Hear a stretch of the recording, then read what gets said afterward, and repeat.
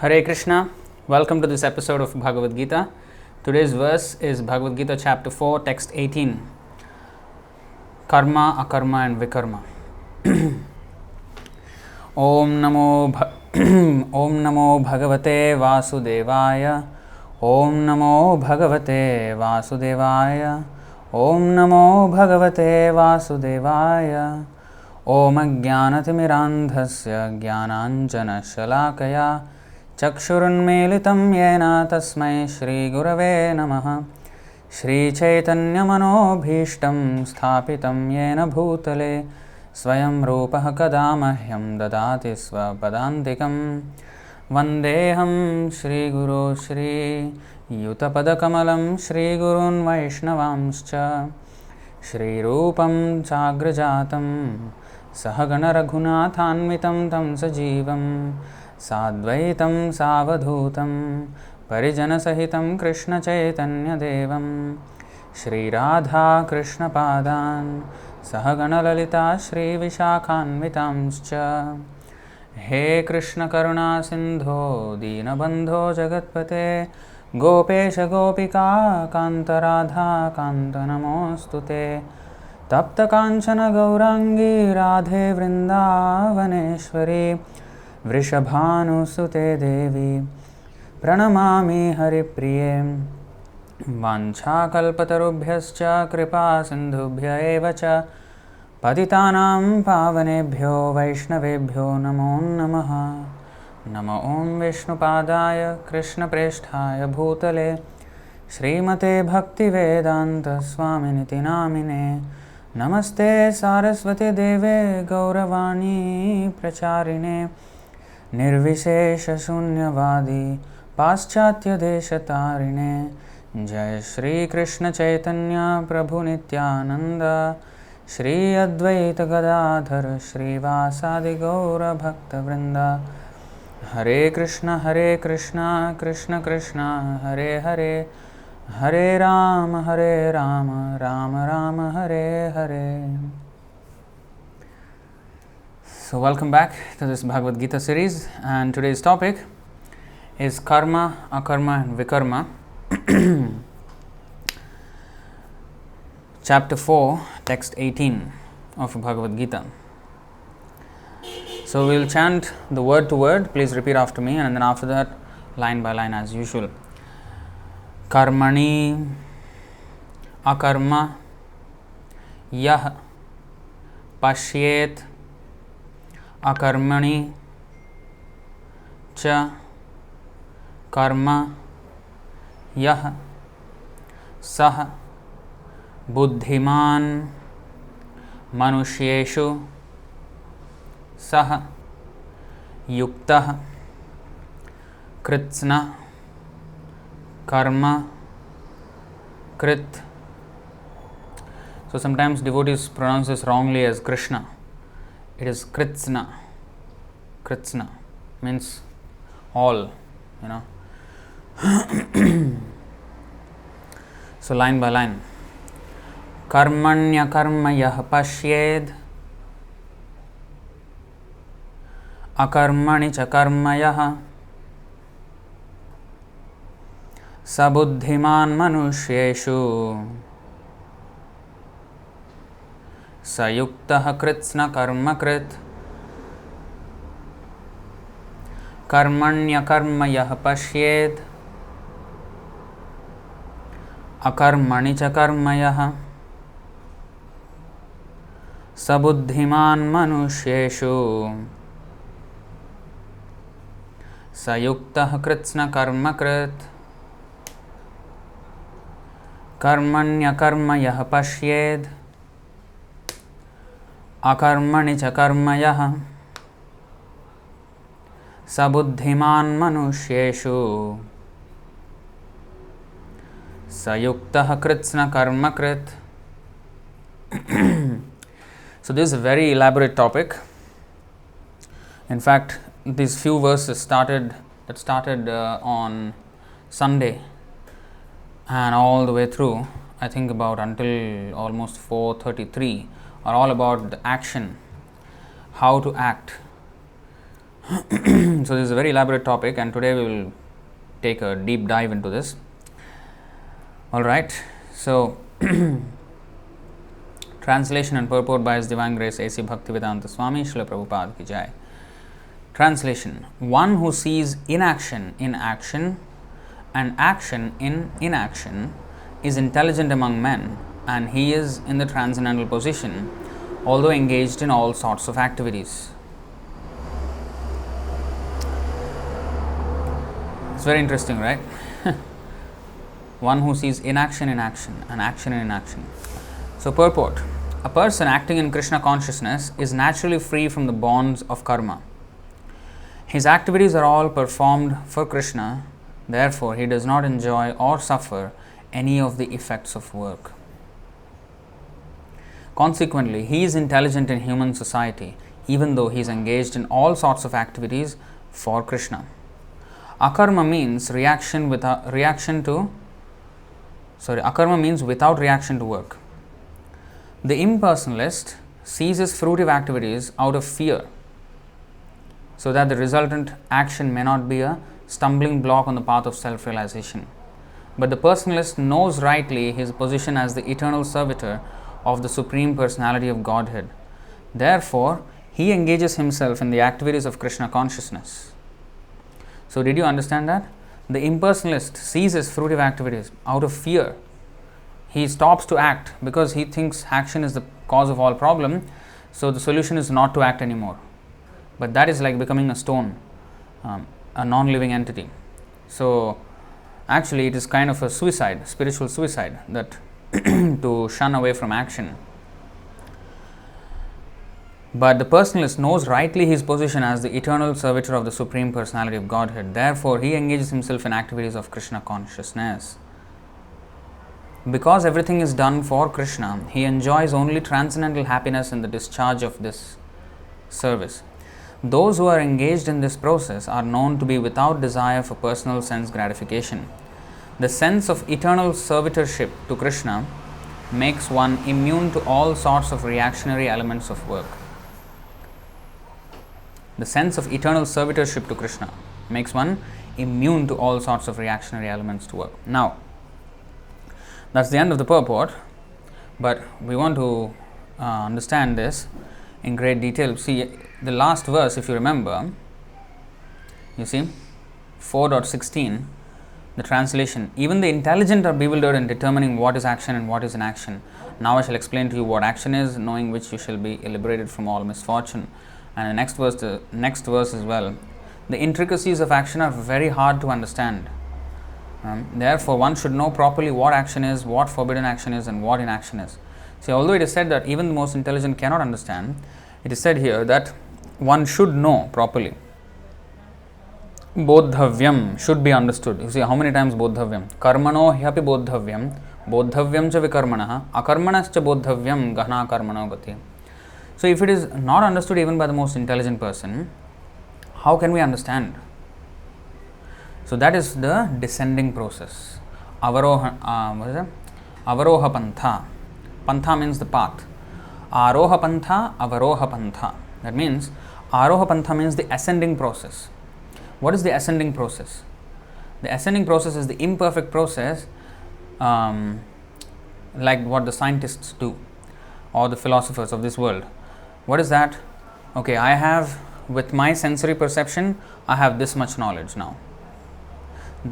With this knowledge, I try to increase and make my perception so-called better and understand even more and even more. So, increasing the knowledge based on the sensory perception or mental capacity or intellectual capacity, using our senses or mind or intelligence to understand more and more and more and more. This is the ascending process. The descending process, avaroha pantha, is that we take knowledge from the perfect source, the source of all knowledge, and the end of the quest of knowledge. Vedanta means the quest of knowledge, the end of the quest of knowledge. That is, Vedaischa sarvair ahameva vedya, Krishna is saying. After all research, if one is really perfect in his research and if he has completely understood all knowledge, then at the end he will come to Krishna. Bahunam janmanamante jnanavan mam prapadyate. So that is the end of knowledge. So that end of knowledge is the source of all knowledge. Krishna is the source of all knowledge. So when he is explaining, instead of relying on my senses and my mental capacity or intellectual capacity, which are actually honestly very tiny, we cannot really understand the magnitude of the cosmic. Cosmic even is a very small word. Cosmic is very big for us, but as Chaitanya Mahaprabhu said, this one cosmos, one universe is just like one mustard seed among a bag of mustard seeds. So it's impossible for our tiny brain to comprehend what the absolute truth is and the process to go to the absolute truth. Everything is very puzzling if we try with our tiny intelligence. This is called Dr. Frog's philosophy. What is that? Kukuti. No, not Kukuti. What is that called? Frog in a blind well. So basically the point is Andha Mandukanyaya. Kupa Mandukanyaya. Yeah, Kupa Mandukanyaya. So Manduka means the frog. The frog is in a well which is like maybe 3 meters in diameter, and that's all he understands. The well is his world. So now, if he is somehow or other informed of the Pacific Ocean, then he will try to understand the Pacific Ocean in terms of what he has already seen, the well. So he will try to understand, hey, if somebody comes and says to the frog, hey, you know what? I found a body of water so vast that you cannot imagine its size. Then this frog in the well will say, oh, really? Is that so? How big is it? Like 10 times this size, or 100 times, or 1,000 times? Or maybe 10,000 times the size of this well. When he will ever understand the size of the well, the size of the Pacific Ocean. So without tiny brain, we cannot really understand. So this ascending process is a very, very defective process. And moreover, our senses have a lot of imperfections. We have 4 defects. Brahma, Pramad, Vipralipsa, Karana, Patav. So we have imperfect senses, we have tendency to commit mistakes, tendency to be illusion and cheating propensity. These things disqualify us to have perfect knowledge of anything. So the best process of receiving knowledge is the descending process. That means take knowledge from the highest source, Krishna, and then accept it. That's it. Axiomatically accept whatever Krishna says. Whether we can prove it or cannot prove it, with our tiny senses, whatever Krishna says is perfect. So just accepting the knowledge from him, as Arjuna did, Sarvameta Dhritam Manye, I accept whatever you say, and Karishya Vachanam Tava, I will do whatever you ask me to do. So that attitude will help us quickly come to the perfectional stage of life, where we will have complete knowledge because we have taken it from Krishna, and our action also will be perfect because we are doing what Krishna is asking us to do. So that way, the whole puzzle of life is solved. Therefore, it is said that we must understand what is action, what is inaction, and what is sinful action. From where? From Krishna. That's why Krishna is speaking now in Bhagavad Gita. What is this all about? And also in the Bhagavatam, these topics have been discussed. Also in Ishopanishad, this is discussed. So we will try to go through all those references to have an understanding of this art of work. Alright, so in the 3rd chapter, 9th verse, or let's go to 2nd chapter, 47th verse.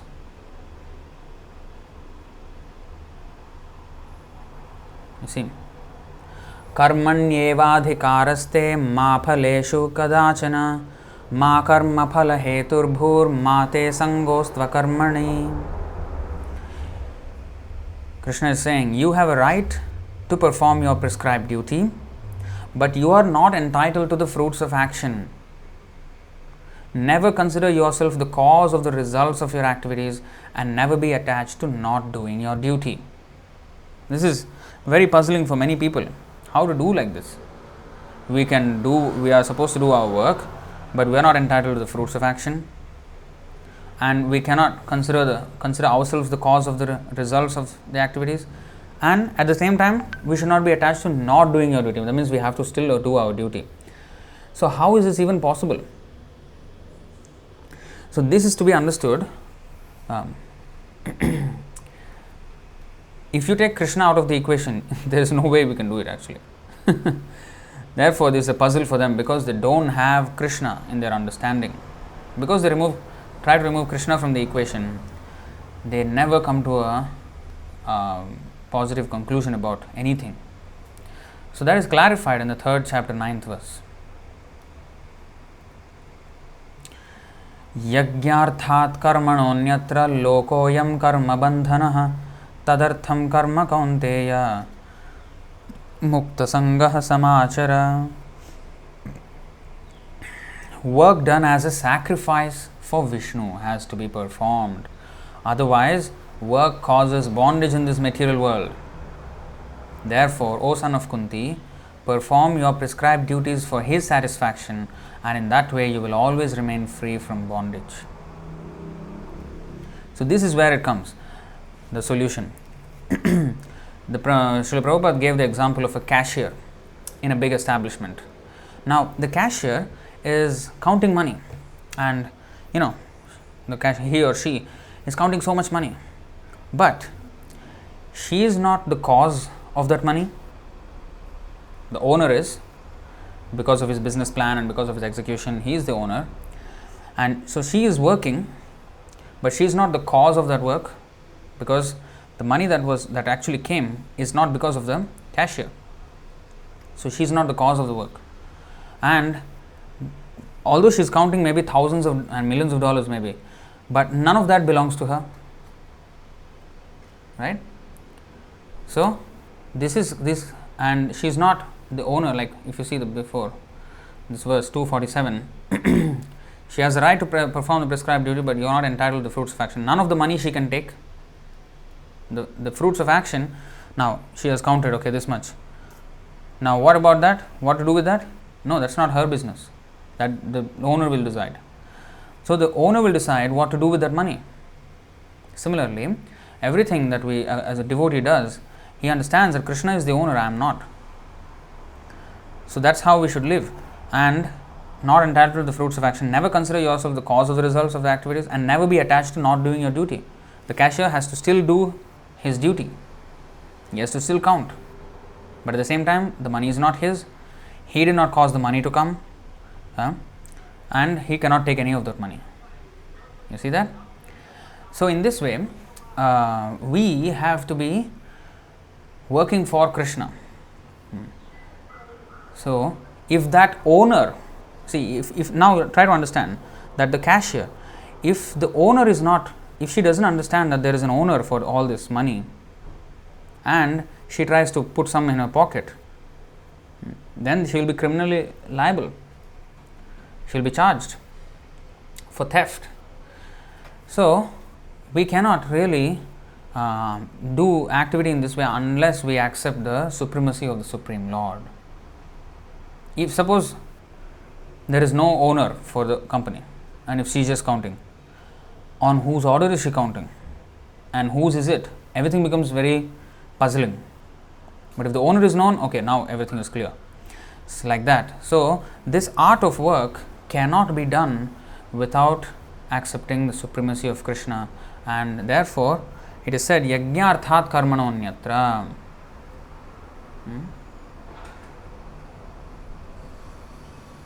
Yagyarthat 3:9. Work done as a sacrifice for Vishnu has to be performed, otherwise work causes bondage. Now what is a sacrifice? Sacrifice is to sacrifice the tendency of sense gratification. To sacrifice the intention of enjoying the results of one's activities. That is the sacrifice one has to do. We should understand that how much however hard we may try to work, we are never entitled to the fruits of action. Never. Only Krishna. Therefore, Krishna says in the Bhagavad Gita in the 5th chapter, what is that? In the last verse, Bhoktaram yajna tapasam sarva loka maheshwaram suhridam sarva bhutanam gyatva mam shantim richhati. A person in full consciousness of me, knowing me to be the ultimate beneficiary of all sacrifices and austerities, the Supreme Lord of all planets and demigods, and the benefactor and well-wisher of all living entities, attains peace from the pangs of material miseries. 3 things to do if we want peace. What is that? Bhoktaram yajna tapasam. Krishna is the enjoyer of all the activities, all our sacrifices. There are different kinds of sacrifices, but the sacrifice basically means the sacrifice of sense gratification. In all its different flavors of meaning, it only means one thing actually. Central point is the sacrifice of the propensity for sense gratification. That karma, that has to be given up. So, Bhoktaram yajna tapasam, so he is the enjoyer of all sacrifices and austerities. Sarvaloka Maheshwaram, he is the owner of everything. And Suhridam Sarva Bhutanam, he is the real friend of everyone. So, we should not undertake so-called friendly projects to help mankind in the form of some charitable institution to provide education or this and that without reference to Krishna's instructions, because he is the real friend. If we want to be the friend of people, then we have to execute Krishna's plan, how he wants to help. So we have to help that same way. So Krishna says, Yada yada dharmasya glanir bhavati bharata abhyuttanam adharmasya tadatmanam srijamyaham. And then he says, Paritranaya sadhunam vinashaya dushkritam dharma samsthapanarthaya sambhavami yuge yuge. So to establish the principles of religion is his mission, and that's how he helps us, by saving the devotees, annihilating the miscreants, and re-establishing the principles of religion for everybody to follow. And that's how we can be helped. And if we take up those principles of devotion that he has established, then that will be our good fortune. So if a person wants to help other people, he has to take up that cause of the Lord, how the Lord helps. We cannot invent our own ways of helping. That will be defective. So everything we have to act as an agent of the Lord, as Bhoktaram yajna tapasam. If he is the enjoyer of everything, then we have to preach that he has to be the enjoyer, and we have to show by practical example how Krishna is the enjoyer. Like in this temple, we handle thousands and thousands of dollars, but everything Krishna is the proprietor. We don't have a salary. So like that, there is what is that? Lack of sense of proprietorship for the individuals working in the temple. But Krishna is the proprietor of everything. That's how the Brahmin class have to show. And Sarvaloka Maheshwaram, he is the owner of everything. Instead of fighting like now India, China, they are fighting, oh, it's your land, our land, where is the actual line of control? But actually, there is no lines. Everything is belonging to Krishna, neither to India, nor to China, nor to Pakistan, nor to America, or anything like that. None of them are owners. Krishna is the owner. So these misconceptions are formed, and then there are big wars based on them. So in this way, the whole world is moving in a very chaotic condition. Third, Suhridam Sarva Bhutanam. So to conclude the second one, Sarvaloka Maheshwaram, we have to understand that Krishna is the owner of everything. And everyone, whatever land he is allotted, he can use that. Don't encroach upon others' land.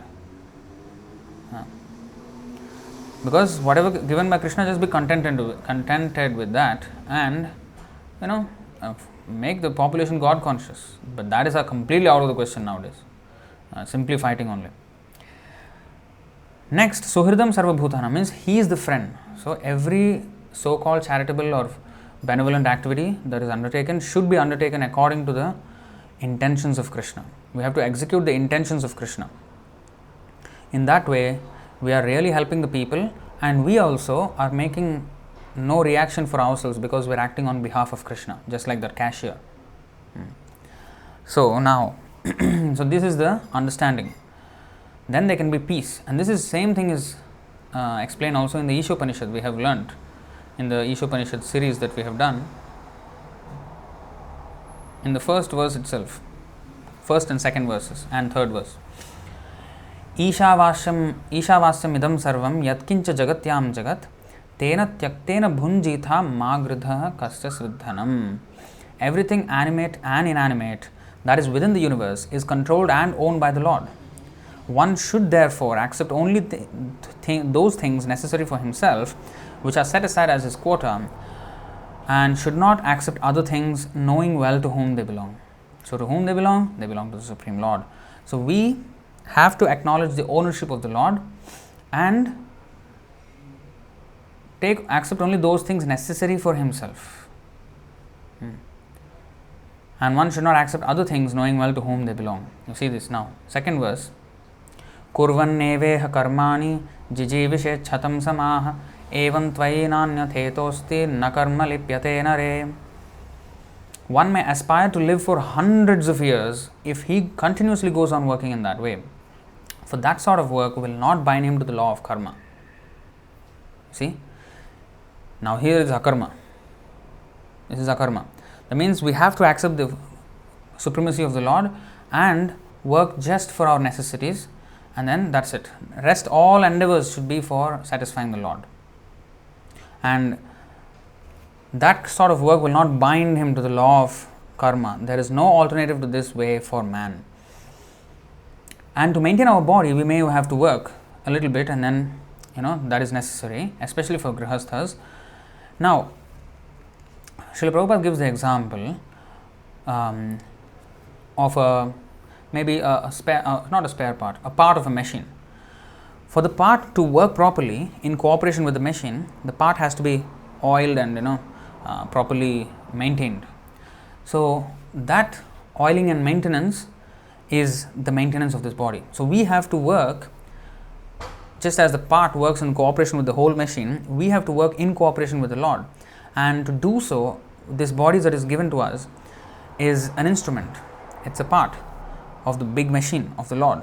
So this has to be oiled and maintained. And that is what it means to accept only those things that are necessary for our maintenance. Because the part has to be in order so that the machine can work properly.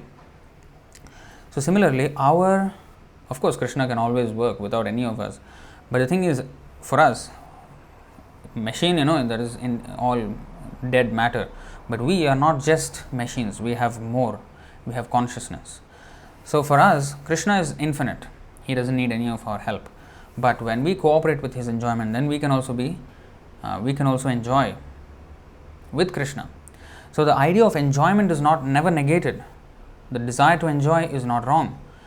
But the desire to enjoy separately from Krishna, that is wrong. That's why here it is said in this Ishopanishad verse, one may aspire to live for hundreds of years if he continuously goes on working in that way. In what way? Understanding Krishna as the Supreme. For that sort of work will not bind him to the law of karma. There is no alternative to this way for man. And what happens to those who don't work in this way? Next verse. Asuryanam te loka andhena tamasavritaha tamste pretyabhigachanti yeke chatmahano janaha. The killer of the soul, whoever he may be, must enter into the planets known as the worlds of the faithless, full of darkness and ignorance. So for those who don't work in that way, for those who work inimically, sinfully, those people, those souls, they have to go to hellish worlds. They have to suffer hellish punishments. Killer of the soul. This is called killing of the soul. It's suicide. Of course, the soul cannot be killed, but we will be for a long time, we will be away from the opportunity to serve God. Because in human life, we have the chance to serve Him.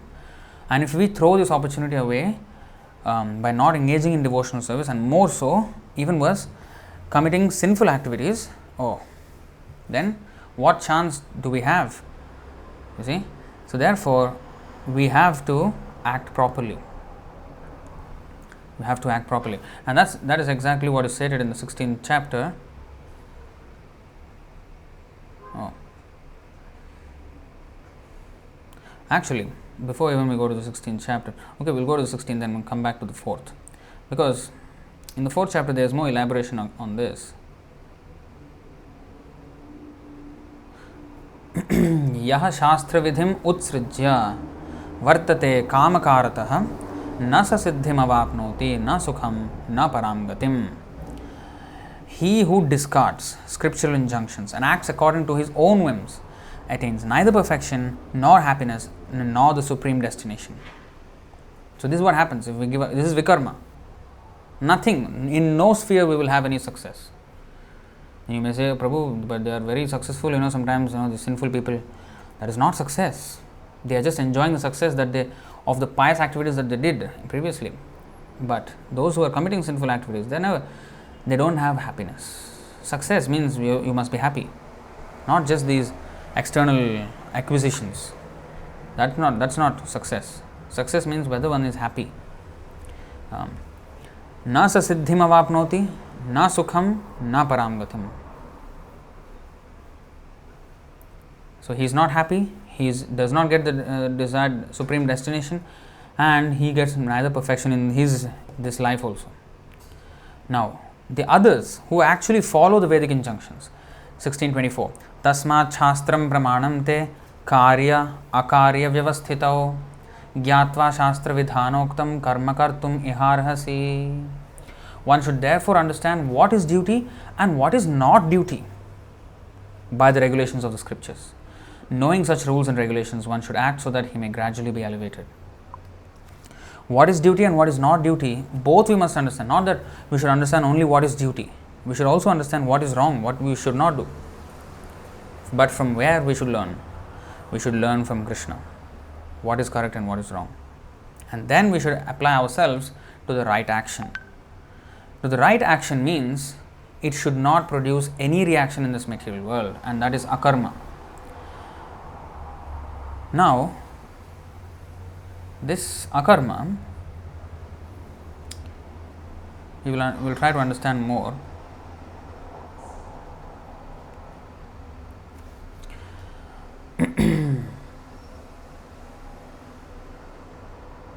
You see, this is 421, this is very much related to the Ishopanishad. Nirashiryata chittatma tyakta sarva parigraha shariram kevalam karma kurvannapnoti kilbisham. Shariram kevalam karma kurvannapnoti kilbisham.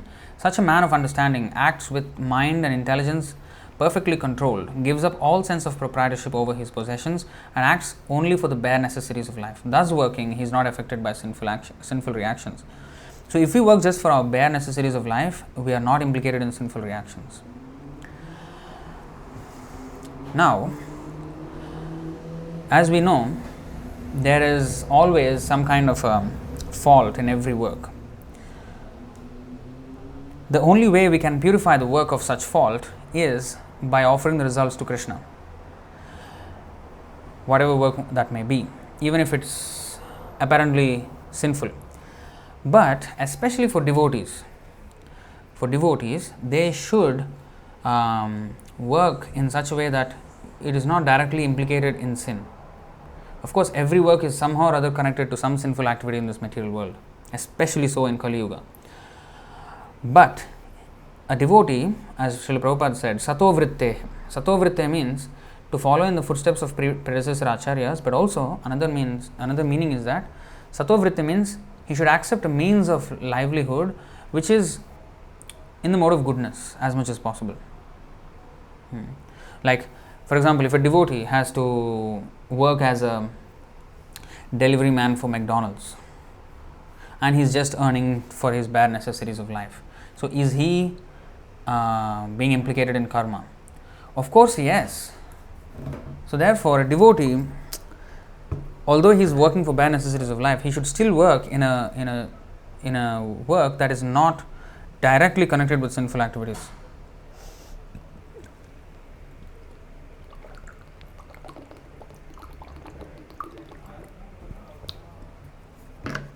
as much as possible he should stay away from this kind of direct connection with sinful activities. So that is there. Shariram kevalam karma. This is important. In keeping the body and soul together, kevalam means only. Shariram kevalam karma. Only for maintaining the body in its proper order. Not more than that. And that is also explained in Srimad Bhagavatam. What is that? 1.2.10. Kamasya nendriya pritir labho jiveta yavata jivasya tattva jignasa nartho yascheha karmabhihi. Life's desires should never be directed towards sense gratification. One should desire only a healthy life or self-preservation, since a human being is meant for inquiry about the absolute truth. Nothing else should be the goal of one's works. So this is how we should work. We should work always in devotional service, and in the material sphere we should only work for the maintenance of the body, so that the body can be used in devotional service again. So that's the only way we should work. Now let's try to understand even more.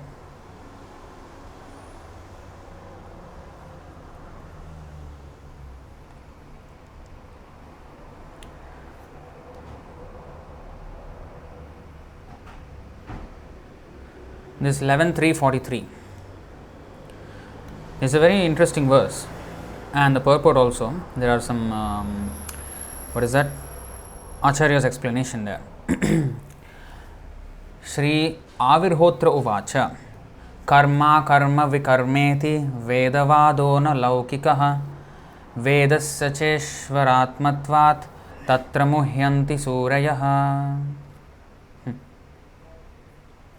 Sri Avirhotra replied, prescribed duties, non-performance of such duties, and forbidden activities are topics one can properly understand through authorized study of Vedic literature.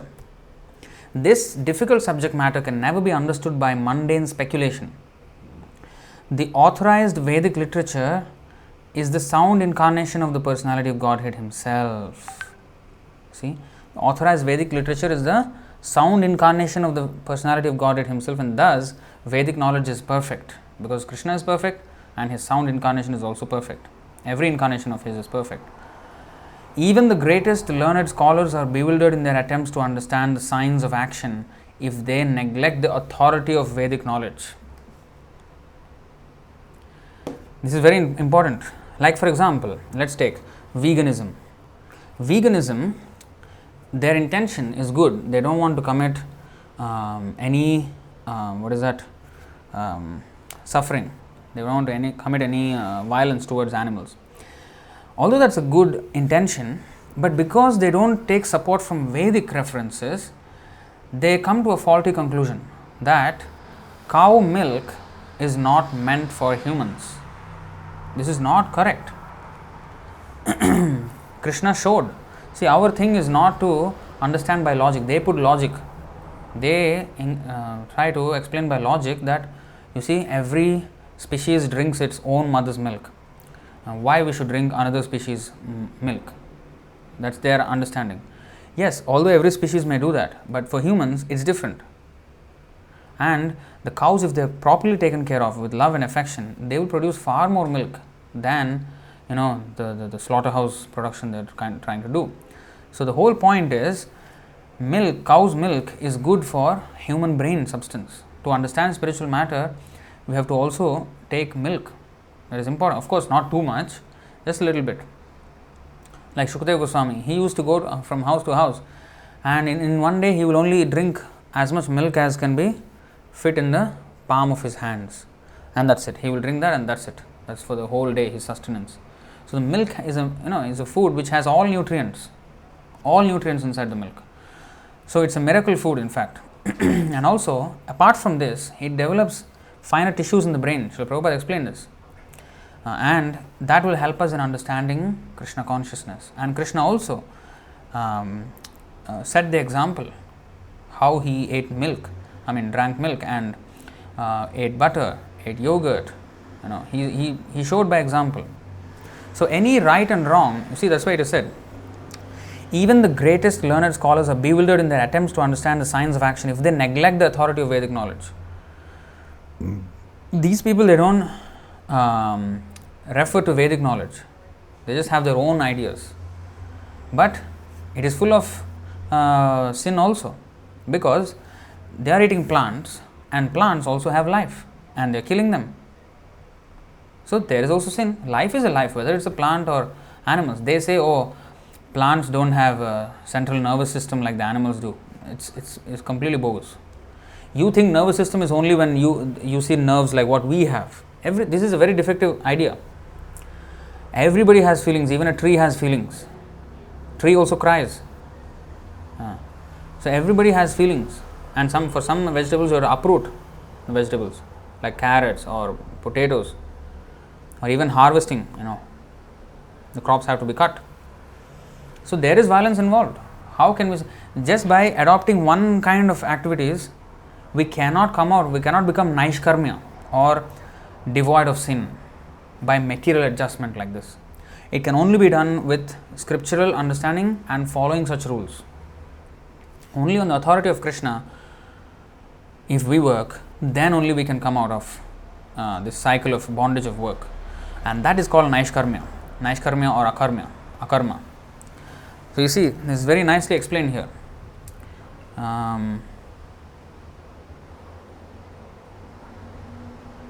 You see, Vedasya Ishvaratmatvat.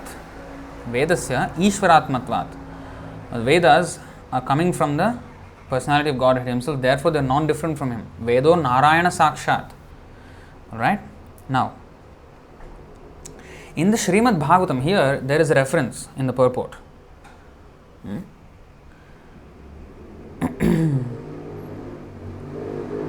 So what is prescribed duty? So prescribed duties authorized by revealed scripture are called karma, whereas failure to execute one's highest duty is called akarma.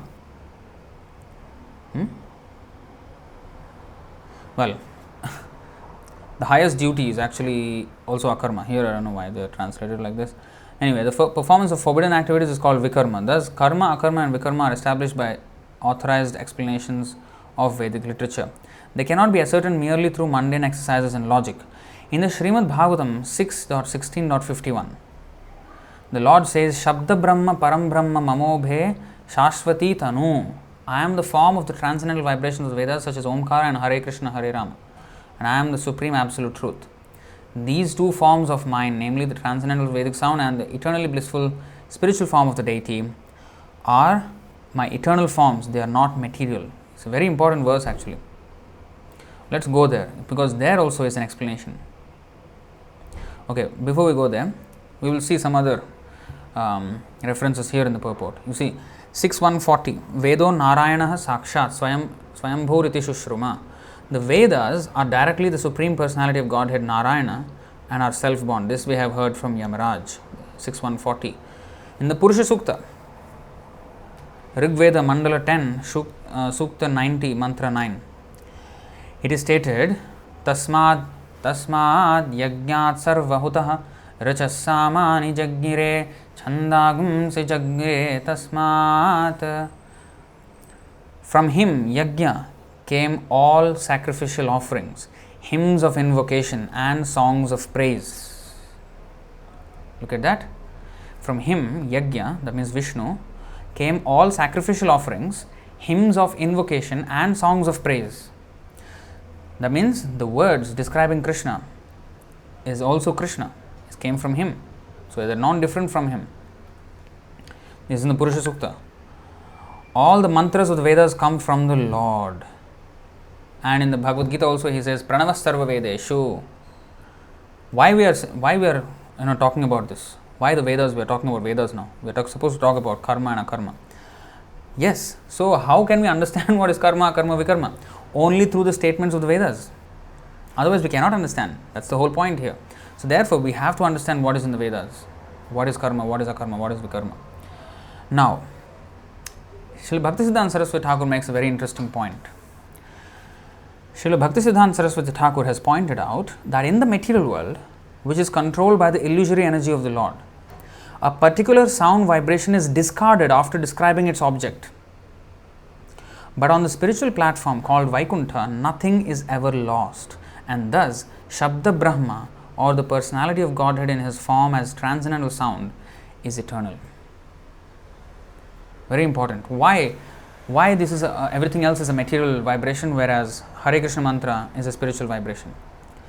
Usually every vibration, as Bhaktisiddhanta Saraswati Thakur points out, a particular sound vibration is discarded after describing its object. But on the spiritual platform called Vaikuntha, nothing is ever lost. Like for example, the Mayavadis, they take to deity worship in a very different way than the personalists do. The personalists, the devotees, they take to deity worship with the understanding that the deity is non-different from the Lord. There's no difference. Whereas they think the deity or even Guru for us is Chakshudan Diloje Janme Janme Prabhu Se Divya Gyan Hriday Prakashito. He's our eternal master, a Guru. But the impersonalists, they think that Guru or deities, they are like means to the end. The end is the merging of the consciousness with the Supreme Brahman, and these deity worship and chanting of mantras or acceptance of spiritual master is only means to the end. But once you reach the end, then you can discard the means. You don't need to chant any more mantra, don't need to worship any more deities, you don't have to have any more Guru, you can discard your Guru, everything. They give the example of an envelope. An envelope encloses a letter inside. So the letter is enclosed by the envelope. For the letter to reach the destination, the envelope is needed. But once it reaches the destination, the envelope, which was the most important thing for it to get there, is discarded, and the message inside becomes more important. Whereas for the postman, for the postal system, whatever is inside is not very important for them. No. The envelope is important. No matter what is of course they are asked sometimes what is inside, just for the customs duty and all that. But otherwise, if we can just say it's a letter, say, okay, what is inside the letter? That they won't ask. The postal system won't ask that. They only want to see the correct address there. If the address is correct, all right, that's good. It will go there. Even if there's nothing inside, it will go. But then, once it goes there, it doesn't matter what is written on the envelope, how much is the postage, doesn't matter. Now, the envelope must be discarded and the actual letter becomes more important. So, that's the example they give. That these are all like envelope. These deity worship, chanting of mantras, doing austerities and all these things, and acceptance of Guru, these external symbols are like envelopes to get us there, liberation. Where, they don't know. That's the problem. So once it reaches there, then you don't require, then the internal, whatever is the substance inside, the impersonal Brahman inside, that becomes more prominent. So in this way they tell their philosophy. But ours is not like that. Sarvam khalvidam Brahma, that means everything is the absolute truth. Vasudeva sarvamiti. But at the same time, we don't make the mistake that we start worshipping one table as an absolute truth and everything, a tiger as an absolute truth. No. Absolute truth is everywhere, everything. So only thing is that the Brahma Jyoti, Brahma means Sarvam Khalvidam Brahma. Brahma means spiritual, spirit. So the absolute truth covered by material nature is what we see as matter. The absolute truth covered by, what is that verse in the Brahma Samhita? Yasya prabha prabhavato jagadanda koti shvasesha vasudhadi vibhuti bhinnam tad brahma nishkalam anantam asesha bhutam govindamadi purusham tamaham bhajami. So yasya prabha prabhavato jagadanda koti shvase, you see, Jagadanda koti shvasesha vasudhadi vibhuti bhinnam. On the Brahma Jyoti are resting millions and millions upon millions of innumerable planets. And Vibhuti Bhinnam, each planet is different in its constitution and atmosphere. Everything is being maintained by the Brahma Jyoti. Now, where is the Brahma Jyoti? Where is the Jyoti? Where is the light? That, when it is covered by Maya, that appears as matter here. So, when that matter is again used in the service of Krishna, that covering of Maya is removed and the same so-called matter is spiritualized. For example, like book, we have many times told. The book is made of paper. So paper is, material, object. But when that paper is used to print Bhagavad Gita, for example, Bhagavad Gita as it is again, not Bhagavad Gita not in the parampara system, that is useless, but as it is, then that paper is spiritualized. It's no more material. Because matter does not move spirit, spirit moves matter, and spirit moves spirit also.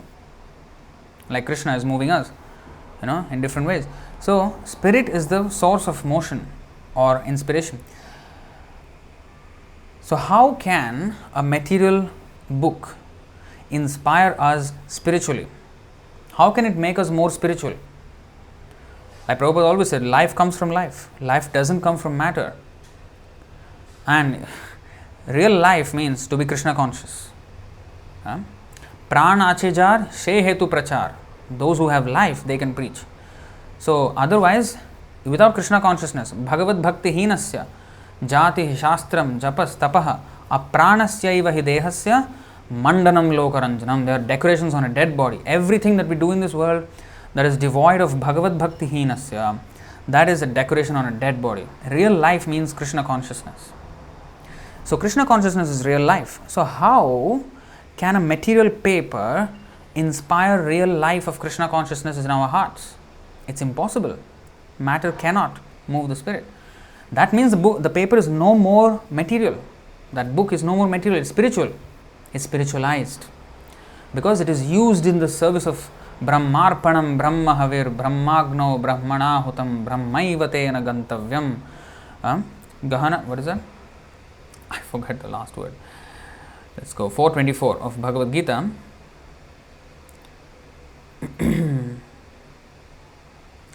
Brahma Karma Samadhina. So, you see, a person who is fully absorbed in Krishna consciousness is sure to attain the spiritual kingdom because of his full contribution to spiritual activities, in which the consummation is absolute and that which is offered is of the same spiritual nature. So, everything is spiritualized. So, in this way, we have to understand that Brahma or spiritual nature can be experienced even in this world if everything is used in Krishna's service. And in that way, in that fire of Krishna consciousness, all the reactions to activities are burnt. So, they are no more considered material activities. For that, we have to follow Shabda Brahma. That is explained. You see, that's why Bhaktisiddhanta Saraswati Thakur very nicely is saying that these are all, you see, a particular sound vibration is discarded after describing its object.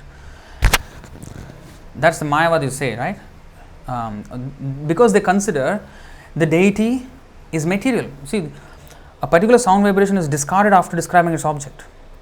So, the mantras that we chant, they think it is material because after liberation there is no more need of chanting mantras, no more need of doing any sacrifice, no more need of reading Bhagavad Gita, no more need of worshipping the deities. They think these are all material. That's why they think. That's why Mayavadi. They think everything is Maya. They say Sarvam Khalvidam Brahma, but everything is Maya for them. That's why they are called Mayavadi. The whole philosophy is completely bogus, topsy-turvy. It's not congruent. It's not consistent every time. It's just changing every time because it's not based on truth. Now, the sound vibration in the case of Hare Krishna Mahamantra is not discarded once one becomes liberated. In fact, on the other hand,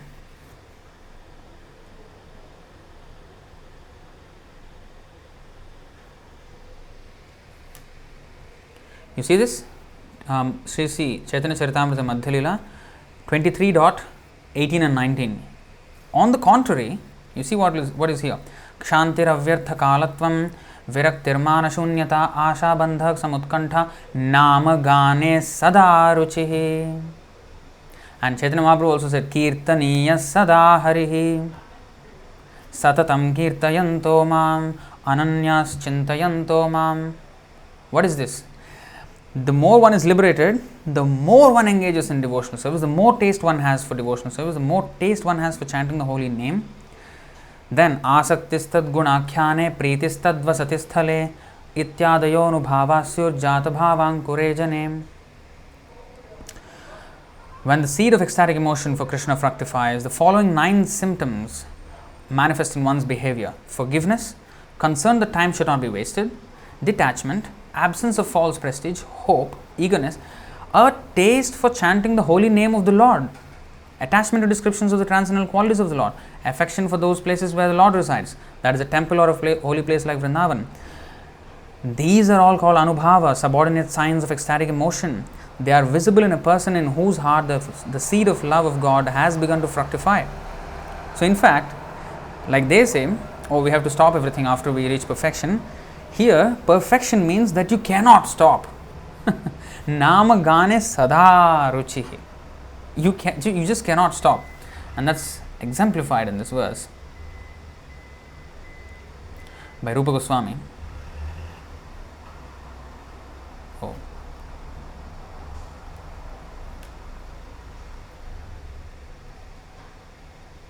Antya 1.99. You see how Rupa Goswami is explaining what happened to him. Tunde tandavani ratim vitanute tundavali labdhaye karna kroda kadambini ghatayate karnarbudebhyah spriham cetah prangana sangini vijayate sarvendriyanam kritim no jane janita ki adbhiramritaih krishneti varnadvayi. I do not know how much nectar the 2 syllables Krishna have produced. When the holy name of Krishna is chanted, it appears to dance within the mouth. We then desire many, many mouths. And this many, many is not just like 50, 60. Tundavali labdhaye. Tunda means a tongue. Millions. Avali means, in millions, in countless. That numbers. Not like many, many mouths means maybe 70, 80 mouths. No. Millions and millions. There's no count. Tundavali labdhaye. When that name enters the holes of the ears, we desire many millions of years. Karnarbudebhyah. Karna arbuda. Arbuda means what? You know what's arbuda? Let's take the number, Arbuda. You see,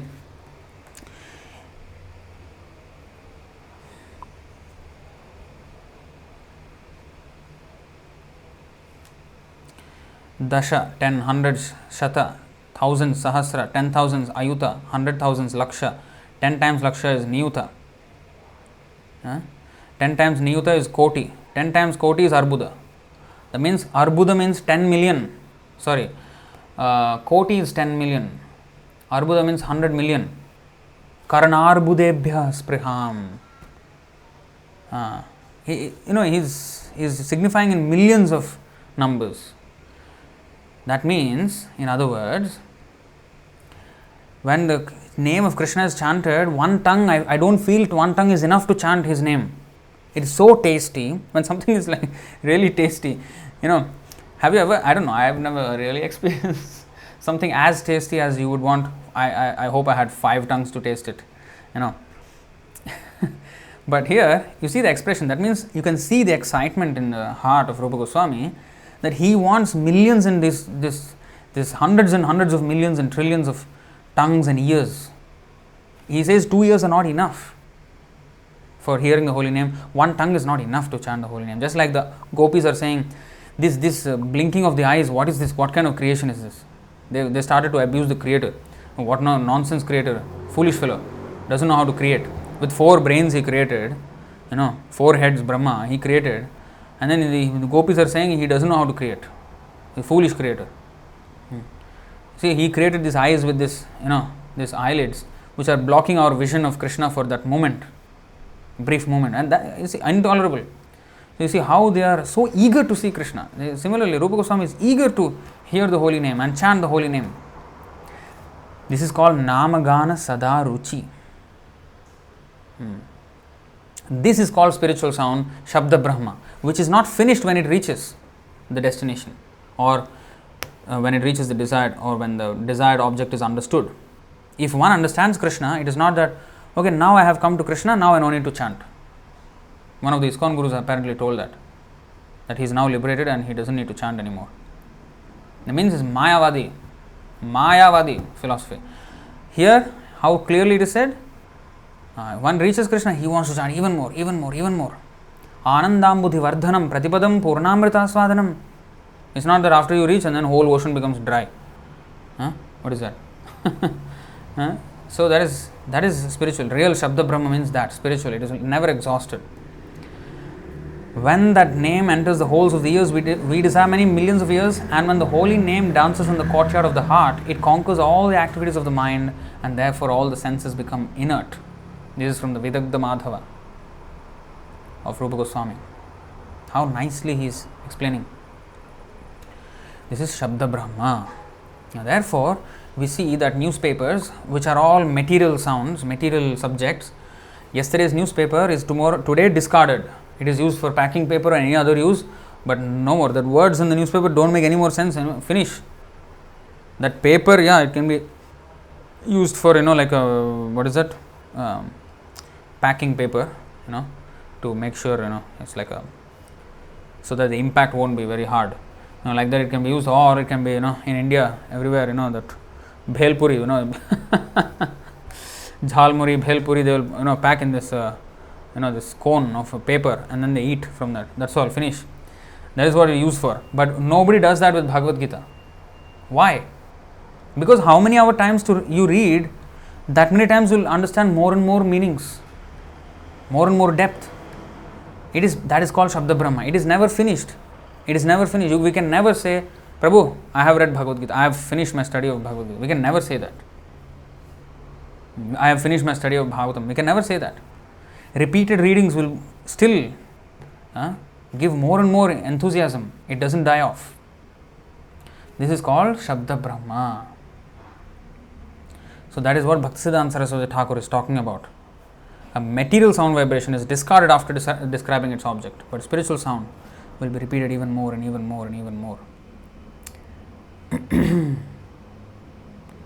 Srila Madhvacharya has pointed out in this regard, Ishvaratmatvad, Ishvara Vishayatvad. Because the Vedas describe the unlimited personality of Godhead, Vedic knowledge cannot be approached by mundane methods of comprehension. Achintyaha khalu ye bhava natam starkena yojayet. So we have to just accept axiomatically the entire Vedic truths, just like Arjuna did. Sarvam etad ritam manye. You know what's an axiomatic acceptance? You know what's an axiom?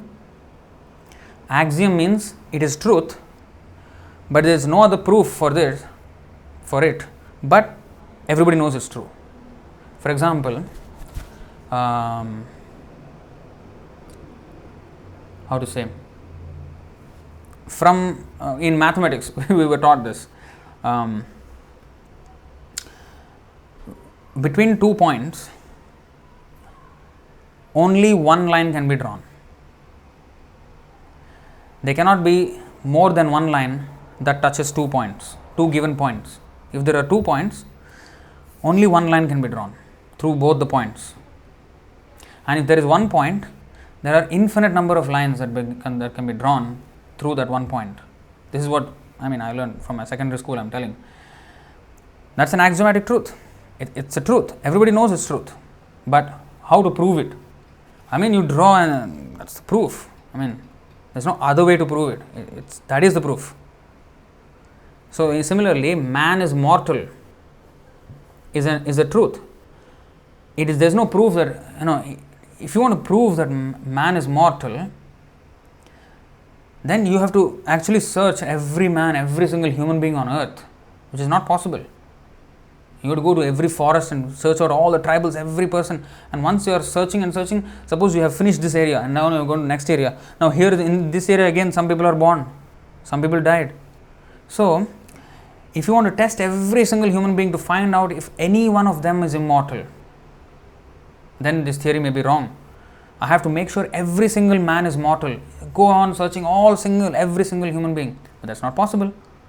So we cannot prove it that way. But it's just an axiomatic truth that man is mortal. Just accept it, that's it. No need to waste time, because it's just the truth.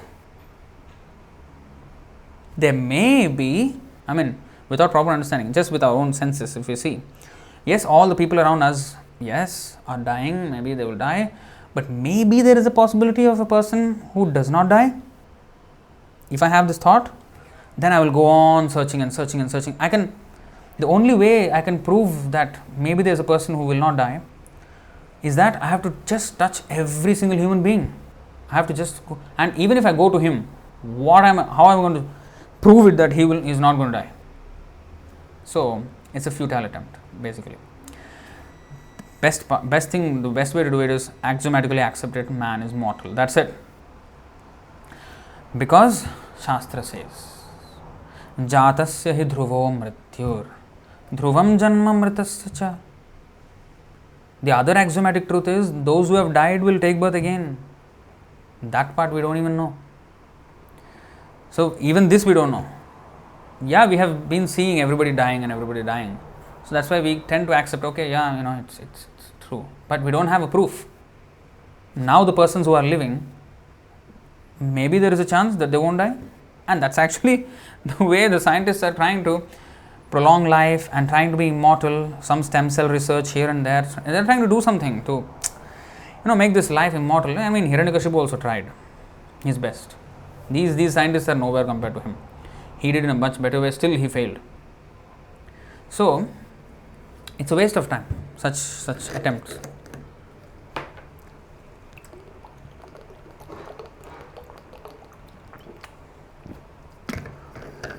So, axiomatically accepting whatever Krishna says, sarvameta dhritam manye, and acting on it, that constitutes akarma. And that's what we need to do as humans. Now, let's go to this. Here, there is a verse that was quoted, 6:16:51. Let's go to this verse. It's a very interesting verse. Lord Anantadev was speaking to Chitraketu.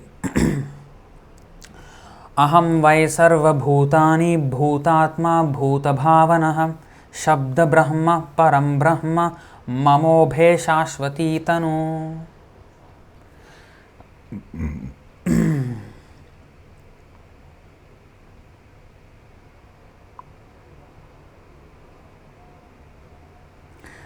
All living entities, moving and non-moving, are my expansions and are separate from me. I am the super soul of all living beings who exist because I manifest them. I am the form of the transcendental vibrations like Omkara and Hare Krishna, Hare Rama. And I am the supreme absolute truth. Shabda Brahma is translated here as Omkara and Hare Krishna, Hare Rama. The Hare Krishna Mahamantra basically. So he is saying, I am the form. In fact, you see, two bodies. What is that? Mama Ubhe. Ubhe means both. Namely the form of sound and the form of spiritual identity. Shashvati Tanu, two bodies. I have two bodies. You see, I am the form of the transcendental vibrations like Omkara and Hare Krishna, Hare Rama, and I am the supreme absolute truth. These two forms of mine, namely the transcendental sound and the eternally blissful spiritual form of the deity, are my eternal forms. They are not material. You see, Mamobhe Shashvati Tanu. Tanu means what? Everybody knows. Tanu means body. Tanu means bodies. So these two bodies, Mama Ubhe. Ubhe means two, both. Ubhayor, Senayor, Ubhayor Madhye. That means in between the two armies, please take my chariot. Ratham sthapayame chuta. So Arjuna asked, Senayor Ubhayor Madhye. And in 2:16 also, what is that? Ubhayostu. Ubhayostu. What is that? Nasato vidyate bhava, na bhavo vidyate satah. Ubhayostu. I forgot. Ubhayorapi drishtontas tvanayosthatvadarshibhi. Ubhayorapi drishtontas. You see? This they have concluded by studying the nature of both. This Ubhayor. So Ubhayor means always both, two. So Senayor Ubhayor means, Sena means armies. Ubhayor means both the armies. So in this way, Ubhe, Mama Ubhe Shashwati Tanu, two bodies. So that means the name of Kalikale Namarupe Krishna Avatar that we know from the Chaitanya Charitamrita. But here also 6:16:51 says Shabda Brahma, Param Brahma, Mamobhe Shashwati Tanu. His eternal form and the form of sound are his eternal bodies. That means the sound is also eternal. It is not a material vibration. Material vibration, anything material has a beginning and an end. Like Bhaktisiddhanta Saraswati Thakur said, it has an end. Material vibration has an end when it describes its object and finished. But spiritual vibration does not have an end. Eternal, Shashwati Tanu. So the spiritual sound and the spiritual body of the Lord is Shashwati, means eternal. Now we will read the purport of this also. Why we are into this now, sound, and we are supposed to learn about action, right? Karma Brahmodbhavam Vidhi. Okay, let's go back there, and so that we always are connected to the actual topic of this class, because we are not straying away. It is very much connected. You see, Karma Brahmodbhavam Vidhi. Regulated activities are prescribed in the Vedas, and Vedas are directly manifested from the Supreme Personality of Godhead. Brahmakshara Samudbhavam. Tasmat Sarvagatam Brahman Nityam Yajne Pratishtitam. Regulated activities are prescribed in the Vedas, and the Vedas are directly manifested from the Supreme Personality of Godhead, which is in the Bhagavatam Veda Narayana Sakshat 6.140. Consequently, the all-pervading transcendence is eternally situated in the acts of sacrifice. See, therefore, we have to understand what the Vedas are and why they are so authoritative, and why we should act on their principles, the Vedic principles, so that our actions are pure. Tasmat Shastram Pramanam Te Karya Akarya Vyavasthito, right? 16:24. That's why we are looking at the authority of the Vedas. Why? We have to base our actions on the Vedas and nothing else, therefore. You see, 16:24, we have seen this, but we will see again. One should therefore understand what is duty and what is not duty by the regulations of the scriptures. And why scriptures? That's why we are looking at the scriptures, Shabda Brahma. Knowing such rules and regulations, one should act so that he may gradually be elevated. That's the whole point. So, with that understanding, let's go back to this verse here, the purport. So, he says, I am the form of the sound and my form, and also my form in the form of deity. The science of devotional service has been instructed by Narada and Angira to Chitraketu. Now, because of Chitraketu's devotional service, he has seen the Supreme Personality of Godhead. By performing devotional service, one advances step by step. And when one is on the platform of love of Godhead, Prema Pumartho Mahan, he sees the Supreme Lord at every moment. Premanjana Churita Bhakti Vilochanena. As stated in Bhagavad Gita, when one engages in devotional service 24 hours a day, Tesham Satatayuktanam Bhajatam Pritipurvakam, in accordance with the instructions of the spiritual master, his devotional service becomes more and more pleasing.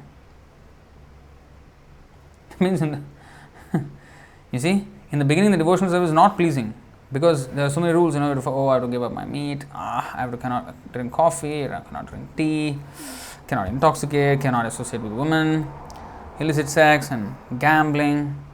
I have to chant 16 down, I have to wake up early in the morning, I have to take bath. So in the beginning, yattad agre vishamiva pariname amritopamam tat sukham satvikam proktam atma buddhi prasadajam. This is happiness in the mode of goodness. In the initial stage, it will be a little, yastad agre vishamiva. It will be like poison in the beginning. I have to do all these things. But once we start doing it, pariname amritopamam. In the end, it is like nectar. What is that? Tat sukham satvikam proktam atma buddhi prasadajam. I'm not speculating, Let's go back. Bhagavad Gita, 18th chapter. I think 37 maybe. Let's see. Yeah, 1837. That which in the beginning may be just like poison, but at the end is just like nectar, and which awakens one to self-realization, is said to be happiness in the mode of goodness. Same thing is explained again where? By Rupa Goswami, Nectar of Instruction, verse number 7. Syat Krishna Nama Charitadisitapya Vidya Pittopatapta Rasanasya Narochikanu Kintvadaradhanudinam Khalu Saiva Jushta Swadvikramad Bhavati Tadgadamula Hantri. The holy name, character, pastimes and activities of Krishna are all transcendently sweet, like sugar candy. Although the tongue of one afflicted by the jaundice of avidya, ignorance, cannot taste anything sweet, it is wonderful that simply by carefully chanting these sweet names every day, a natural relish awakens within his tongue and his disease is gradually destroyed at the root. A very good example is given here. Jaundice. Jaundice, the best cure for jaundice is sugar candy. Prabhupada explained, because Prabhupada was into pharmaceutical, that was his business when he was a young householder, and he was a chemist, he knew. So he explained how the sugar candy is a medicine. So the way it is done is, the sugar, rock sugar, is kept in water, submerged in a cup of water and left overnight. So in the night it is kept like that, and in the morning one drinks that sweetened water. So the sweet from the sugar diffuses into the water, and that water one has to drink in the morning. So when one has jaundice, that is what he has to do according to Ayurveda. Now the problem is, when one has actually jaundice, when he tastes that, he doesn't taste it as sweet, he tastes it as bitter. But the only way he can be cured is by simply taking it every day like that. And then by the 4th day, 5th day, he will start to taste it as sweet. That means he has already come out from his jaundice. So in the beginning we may not, we can, yesterday agre vishamiva, in the beginning it was like poison, bitter, who wants to taste it? Nobody. But when he keeps on taking it, then he can actually taste the sweetness of it. And when it is so sweet that sugar, what is that? Rupa Goswami is saying, I want millions of tongues. The sweetness is too much. One tongue is not enough to taste that sweetness. I want millions of tongues and millions of ears. That is how sweet it is. But in the beginning, because of our diseased condition, the problem is not with the process. In the beginning it will be like poison. No, the process is always nectar. But it appears poison to us. It's our perception, our faulty perception, because of our diseased condition. It's the person who has jaundice who has the problem. There's no problem with the sugar candy at all. It is the same taste all the while, but he tastes it differently according to his condition. So Krishna consciousness is the same. It's always sweet, but it sometimes tastes, especially in the beginning, it becomes, it is a little bit, bitter, but once one takes it, it becomes sweet. So here it is said, as stated in Bhagavad Gita, when one engages in devotional service 24 hours a day, tesham satata yuktanam bhajatam pritipurvakam, in accordance with the instructions of the spiritual master, his devotional service becomes more and more pleasing. Then the Supreme Personality of Godhead, who is within the core of everyone's heart, speaks to the devotee. Dadame buddhiyogam tam yena mam upayantite. See, he speaks. Of course, in the beginning it's like he gives us realizations, in that way he speaks. But a pure devotee, the Lord directly speaks. Like Prabhupada said, the books, they are not my books. Krishna dictated and I wrote. It's not my books. So that's how a devotee, pure devotee interacts with Krishna. He is just with Krishna all the time. He is never away from Krishna. So he speaks to the devotee, Dadame buddhiyogam tam yena mam upayantite. Chitraketu Maharaj was first instructed by his gurus Angira and Narada, and now, having followed their instructions, he has come to the stage of seeing the Supreme Lord face to face. Therefore, the Lord is now instructing him in the essence of knowledge. Dadami buddhi yogam tam. Just like he spoke to Arjuna also. Dadami buddhi yogam tam.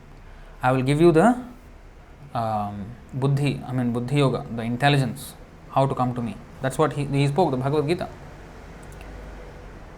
Therefore, the Lord is now instructing him in the essence of knowledge. The essence of knowledge is that there are two kinds of vastu or substances.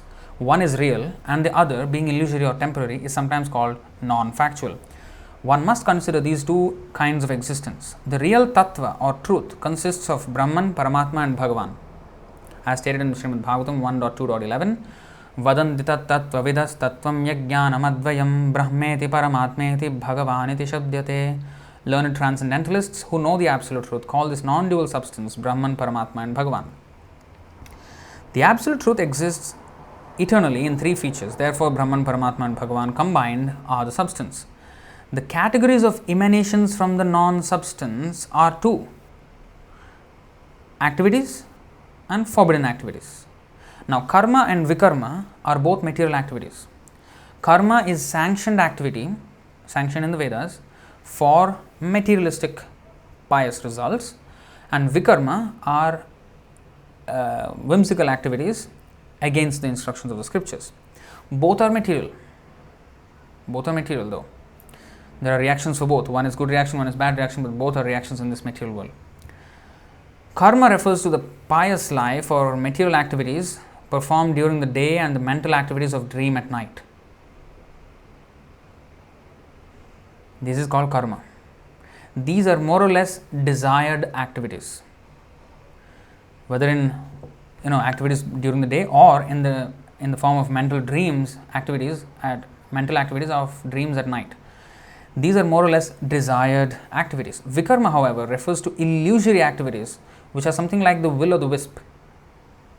Will o' the wisp means they don't really exist, it's just an imagination. Like the example is given, Prabhupada gives nicely. These are activities that have no meaning. For example, modern scientists imagine that life can be produced from chemical combinations, and they are very busy trying to prove this in laboratories throughout the world. Although no one in history has been able to produce the substance of life from material combinations, such activities are called vikarma. They're meaningless. Actually, they have no meaning. But they think it's a big research, we are doing something very scientific, very technological, very, and this, that. Nonsense they're doing. Simply wasting time is meaningless activities. Like, the child, he thinks he's doing very meaningful things. Very, very meaningful things. Actually, what he's doing is stupid. If an adult does what a child does, they'll put him in the mental hospital. Because he has a child's body, so he's, it's very cute. If an adult does the same thing, do they say, very cute? No, they don't say that. They won't say. They put him in the mental hospital. Something wrong with this guy. So, same way, a real person, an intelligent man, he should understand that these material scientists, they're trying to prove, life can be produced from matter. This is foolish theory. This is called vikarma, completely against all logic and completely against all scriptural direction. That is vikarma. All material activities are actually illusory, and progress in illusion is simply a waste of time. Progress in illusion is simply a waste of time. And actually, today's world, this progress is given so much, value.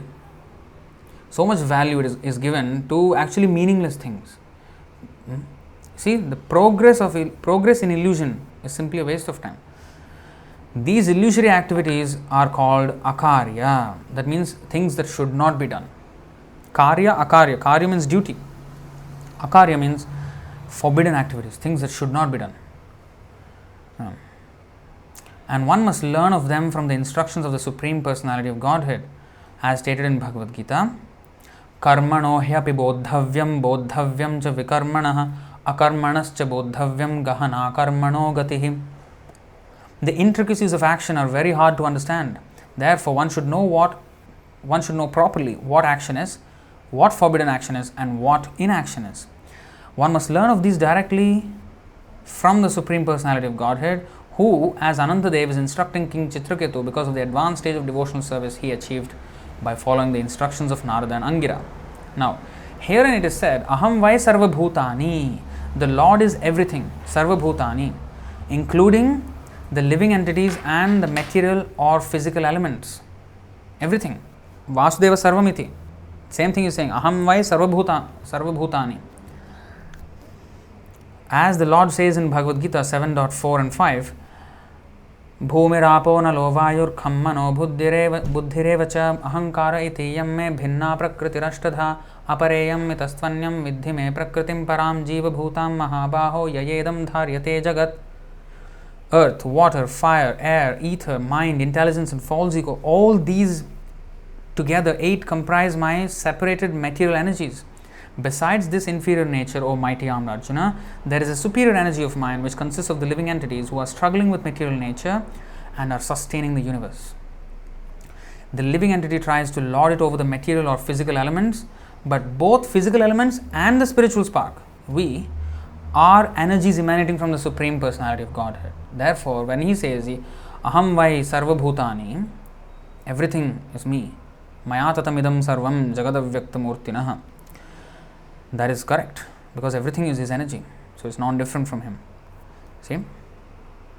Therefore, the Lord says, Aham vai sarva bhutani, I am everything. Just as heat and light emanate from fire, these two energies, the physical elements and the living entities, emanate from the Supreme Lord. Therefore, the Lord says, Aham vai sarva bhutani, I expand the physical and spiritual categories.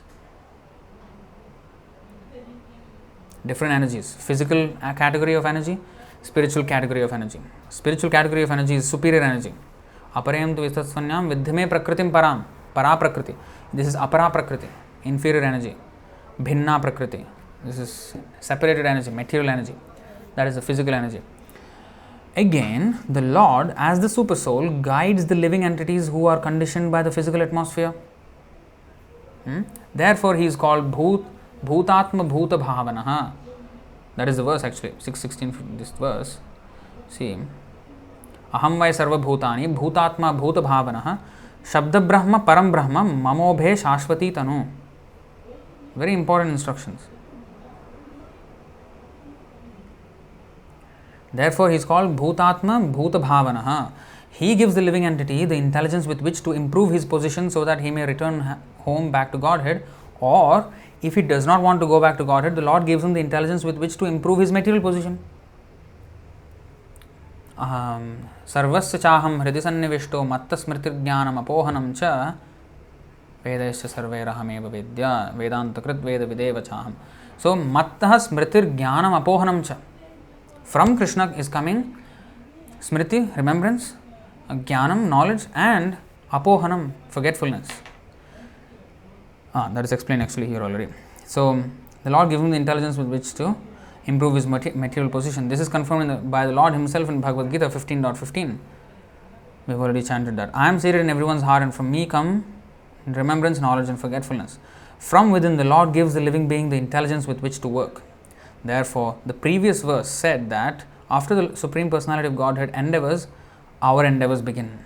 We cannot independently endeavor or act upon anything. Therefore, the Lord is Bhuta Bhavanaha. For example, when the Lord sees, then we can see it.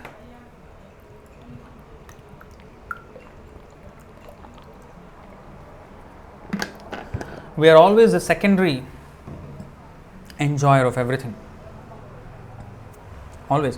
When the Lord sees, then only we can see. So that means if we have seen something, that means the Lord already saw it before us. How? Easy to understand.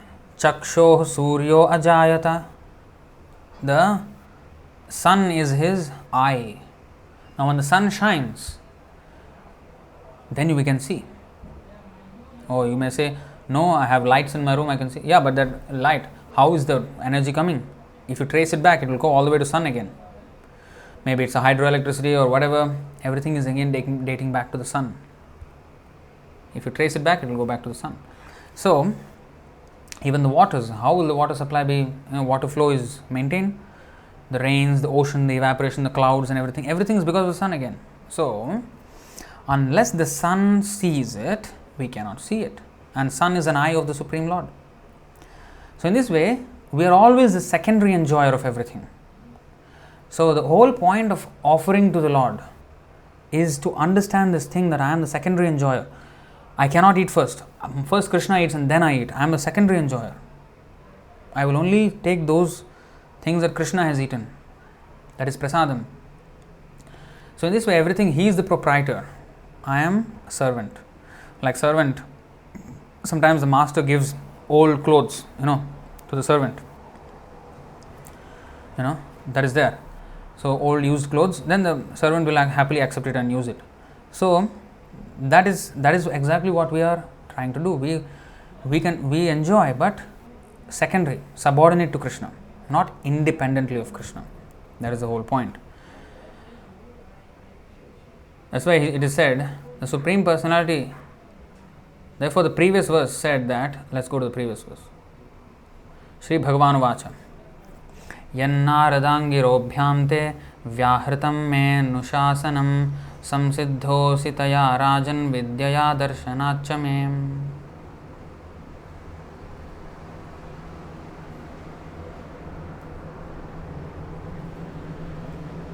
So, I don't know exactly where it is said. Because you are now educated in spiritual science, you have seen me face to face. Okay, here I don't know where exactly it is said. But anyway, that's the point. 1 second. I think maybe in the purport the explanation is there. Anyway, the thing is this, that unless the Lord enjoys, unless the Lord endeavors, we cannot endeavor. Like we endeavor, for example, let's take that endeavor itself. How can we endeavor? We endeavor with our mind, intelligence. We endeavor with our body. We try to do something. But the Lord already endeavored and gave us this body. And now with this body we are endeavoring. So unless the Lord endeavors, we cannot endeavor. And therefore, the purest activity is that to cooperate with the Lord's endeavor. The Lord's endeavor is dharma samsthapanarthaya, to re-establish religious principles in this world. And so the one who preaches Krishna consciousness is very dear to him because he is cooperating with his endeavor. Instead of just understanding, unless the Lord endeavors, I cannot endeavor. Yeah, okay, fine. No, but now, okay, the Lord has given me the facility to endeavor. So this endeavor should be given back to the Lord. That is sacrifice for his satisfaction. So he has endeavored to give me this body. That means this body belongs not to me but to him. So this body must be used for his purpose. Just like this hand, it belongs to this body. So this hand has to work for this body's purpose. It has to put food in the mouth, so it goes to the stomach, so that the whole body is nourished. So the hand has to work for this body. So similarly, we belong to Krishna, part and parcel. So we have to work for his satisfaction. So that is Akarma. When that Akarma we cannot do completely, we are in a diseased condition.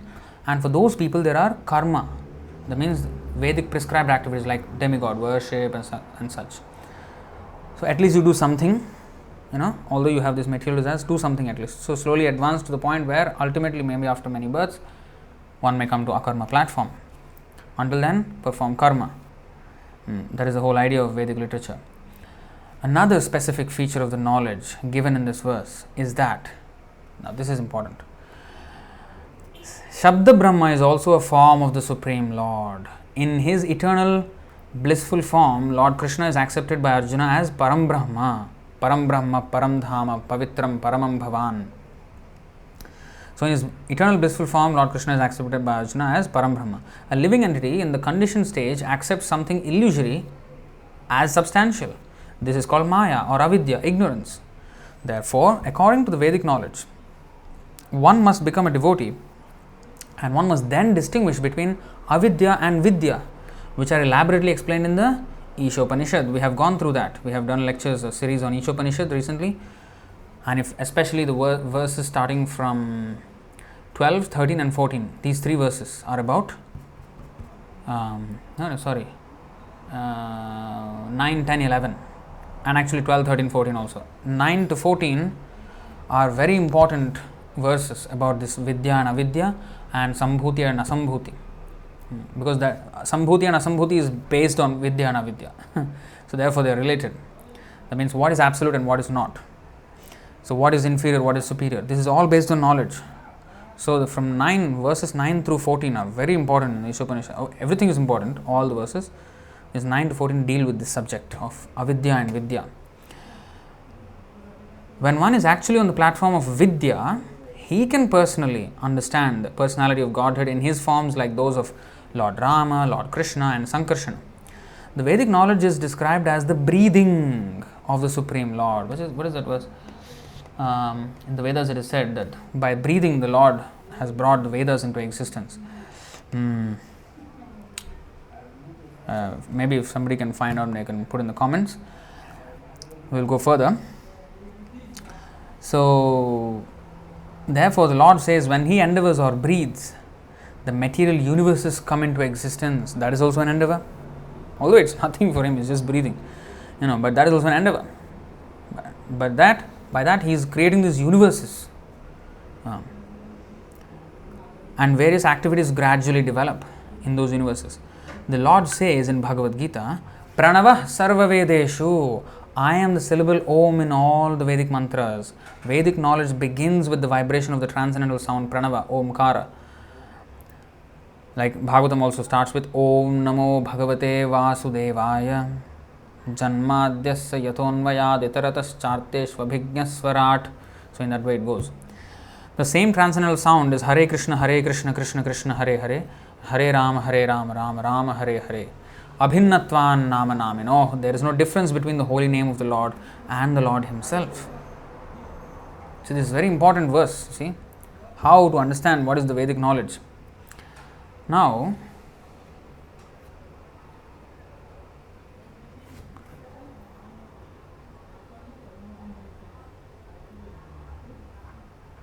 another verse I want to take you to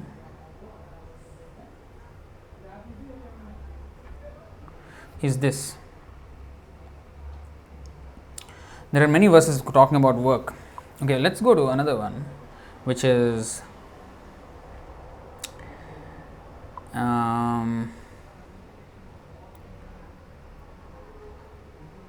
okay. This verse we have seen many times, but after that we will come back here, right? It's a very important verse. First we will go to 2.50 of Bhagavad Gita, as you can see. Buddhi yukto jahati ha ubhe sukrita dushkrite. Ubhe, again, both. Tasmad yogaya yujjasva yoga karma sukaushalam. A man engaged in devotional service rids himself of both good and bad actions even in this life. Therefore, strive for yoga, which is the art of all work. The art of work is to be completely busy, but be completely without any reaction to work in the material world. That is the art. Now, this is a very important verse. Chaitanya Charitamrita, Madhya Lila, 19.17. Bhattacharya Pandit Bisha Trisha Laya Bhagavat Vichar Korena Sabhate Vasiya. Sri Sanatana Goswami used to discuss Srimad Bhagavatam in an assembly of 20 or 30 learned Brahmana scholars. Okay, we have nothing to do with that incident at the moment, because in the purport it's a philosophical thing. Actually, this is when Sanatana Goswami was, as a government officer, he was trying to run away from his work and sit down and discuss Bhagavatam. Later he was punished, he was jailed for this, but that's another story. But we are trying to understand about Bhagavatam. There's a nice description in this purport. Srila Bhakti Siddhanta Saraswati Thakur gives the following commentary on the words Bhagavata Vichar, because here the word Bhagavat Vichar is used. That means discussion on Srimad Bhagavatam. See? So Srila Bhaktisiddhanta Saraswati Thakur gives the following commentary on the words Bhagavat Vichar. As confirmed in the Mundaka Upanishad 1.1.4 and 5, there are two kinds of educational systems. Dve vidye veditavya iti hasmayad brahma vido vadanti parachaiva paracha tatra para rigvedo yajurvedah samavedo atharvavedah shiksha kalpo vyakaranam niruktam chando jyotisham iti atha para yayatad aksharam adhigamyate. This is a very interesting word. Now, until now we have understood that the Vedas, Vedo Narayana Sakshat. But here, in the Mundaka Upanishad, something else is said. So, there are 4 Vedas. What is that? Rig Veda, Yajur Veda, Sam Veda, Atharva Veda. Then there are Vedangas. Vedangas means corollary studies of the Vedas. That means Shiksha, Kalpa, Vyakaranam, Niruktam, Chanda, Jyotisha. Actually, each of these mean, let's take it out.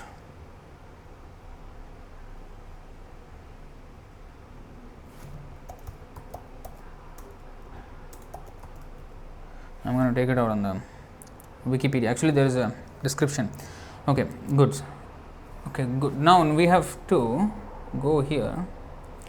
Give me a second because, okay, I need to first disconnect the display. Let me check here.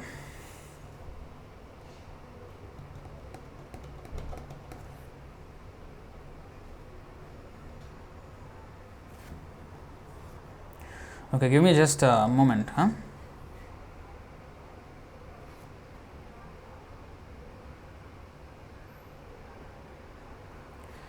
All right. I do not know if you can actually see this properly.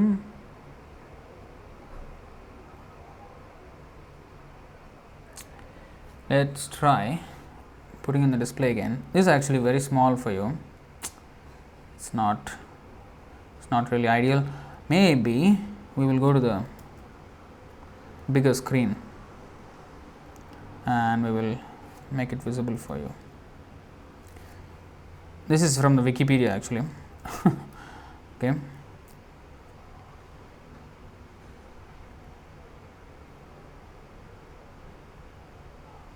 Oh, this is not how I want it. No. Wait a second. It's like very weird.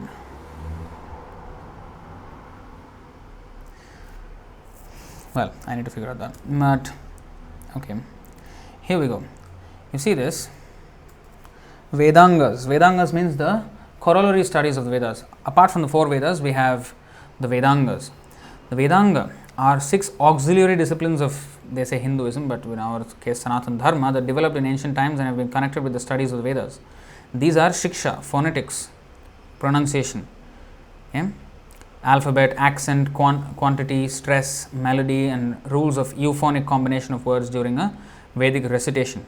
Chandas, prosody. This auxiliary discipline has focused on the poetic meters, all the chandas, like different tunes that we sing the shlokas in, that is chandas, including those based on fixed number of syllables per verse and those was based on fixed number of more per verse. This is all very technical. Then Vyakarana means grammar and linguistic analysis, right? Nirukta, etymology, explanation of words, dictionary, it's like a Sanskrit dictionary, Nirukta. In fact, Prabhupada many times in the purport has quoted from the Nirukta dictionary. So this is called etymology. This is one of the Vedangas, 6 Vedangas. See, to establish proper meaning of words given the context they are used in. So this is actually Nirukta. Then there is Kalpa, ritual instructions, how to perform the standardizing procedures of Vedic rituals. And rituals associated with the major life events such as birth, wedding and death in the family, as well as discussing the personal conduct and proper duties of an individual in different stages of his life. So these are all Kalpa. Finally, there is Jyotisha, auspicious time, astrology and all that, astronomy. So these are the 6 Vedangas. So, coming back to the purport of this verse here, Srila Bhaktisiddhanta Saraswati Thakur gives the following commentary on the words Bhagavad Vichar as confirmed in the Mundaka Upanishad. This verse we have read just now. There are 2 kinds of educational systems. Again we will read the verse. Dve vidye veditavya iti hasma yad brahma vido vadanti para chaiva paracha tatra para rigvedo yajurveda samavedo atharvaveda siksha kalpo vyakaranam niruktam chando jyotisham iti. So all the 6 Vedangas and the 4 Vedas. Atha para yayatad aksharam adhigamyate. See, there are 2 kinds of educational systems. One deals with transcendental knowledge, paravidya, and the other with material knowledge, aparavidya. all the Vedas, the Rig Veda, Yajurveda, Samaveda and Atharva Veda, along with their corollaries known as Siksha, Kalpa, Vyakarana, Nirukta, Chanda and Jyotisha, belong to the inferior system of material knowledge, Aparavidya. We have learned Vedas are, spiritual, Shabda Brahma. You see, in the Vedas also, there is information. Veda means knowledge. The word Veda, dictionary definition of Veda means knowledge. It has both spiritual and material knowledge, everything. But here, this Vedas and the corollaries are classified as inferior system of material knowledge. This is from the Mundaka Upanishad itself. By Paravidya, one can understand the Akshara, Brahman or the absolute truth. Because much of the Vedas are just dealing with the three modes of material nature, how to go to demigods, how to understand Vedic mantras and all these things. But the whole purpose, Vedascha Sarvair Ahameva Vedya, that description of the Supreme Lord is actually real Paravidya. And anything that speaks about the Atma Tattvam, the soul and the super soul, that is actually real Paravidya. By Paravidya, one can understand the Akshara, Brahman or the absolute truth. As far as the Vedic literature is concerned, the Vedanta Sutra is accepted as the Paravidya. Srimad Bhagavatam is an explanation of that Paravidya. Brahma Sutrasya Bhashyase. This Bhagavatam is the commentary on Brahma Sutra or Vedanta Sutra. So this is Paravidya. Srimad Bhagavatam is Paravidya. Those who aspire for liberation, Mukti or Moksha, and introduce themselves as Vedantika, are also equal to those groups aspiring to improve religion, dharma, economic development, artha and sense gratification, kama. See, those who aspire for liberation are also equal to those groups aspiring for religion, economic development and sense gratification. Those who are after this dharma, artha, kama, moksha, this is all chaturvarga. See, dharma, artha, kama and moksha are called chaturvarga. They are all within the system of inferior material knowledge. Even moksha is considered in the inferior system of material knowledge, because it is just dealing with matter in a negative way. What do I mean? That means especially the impersonalists, they speak of moksha as not this, neti. Oh, it is not the material world. So they are just describing negatively about the material world. But what is actually spiritual world, they are not describing positively. That is the problem there. So therefore, that is still considered material, because there is no spiritual description. The karmis, they have great hope in material life and they describe positively this material world. Oh, it is a great source of happiness. They want to be happy here, although they are suffering every moment. Sukhavan manyate grahi. So they think they are happy, they are actually suffering. That is the materialist. They describe this material world as a beautiful place, like that they describe, because they have so many desires to fulfill in this world, and they think this world is a place where we can fulfill our desires. So they have great hope. Durashayaye bahirartamanina. They have this false hope, and so they have a very positive outlook, very optimistic outlook towards the material world. Whereas the so-called mokshavaadis or the mayavadis, or those who are wanting liberation, impersonal liberation, they are pessimistic about the material world. The karmis are optimistic about the material world, the jnanis are pessimistic about the material world. But still, the subject matter is the material world. There is no spiritual knowledge. So therefore, it is called inferior. Even dharma, artha, kama are in the optimistic understanding of material world, optimistic view of the material world. And moksha is about the pessimistic view of the material world. But all are material. Therefore, prema pumartho mahan, Chaitanya Mahaprabhu's mission, Sri Chaitanya Mahaprabhur matamidam. What is that? Prema pumartho mahan. Love of Godhead. That is positive description of spiritual life. That is where the devotee actually puts his effort. So dharma, artha, kama and moksha are called chaturvarga. They are all within the system of inferior material knowledge. Any literature giving information about the spiritual world, spiritual life, spiritual identity and the spirit soul is called Paravidya. Now Bhagavad Gita starts with that. Although it starts with a battlefield setting, apparently material, but when Krishna starts speaking in the second chapter, immediately the spiritual significance is understood there. And Krishna starts speaking on the soul. and activities of the soul, and how to come out of this entanglement of this material world, and finally how to surrender to the Supreme Soul, and how to engage in devotional service. Bhaktya mam abhijanati. So, the whole Bhagavad Gita is Paravidya.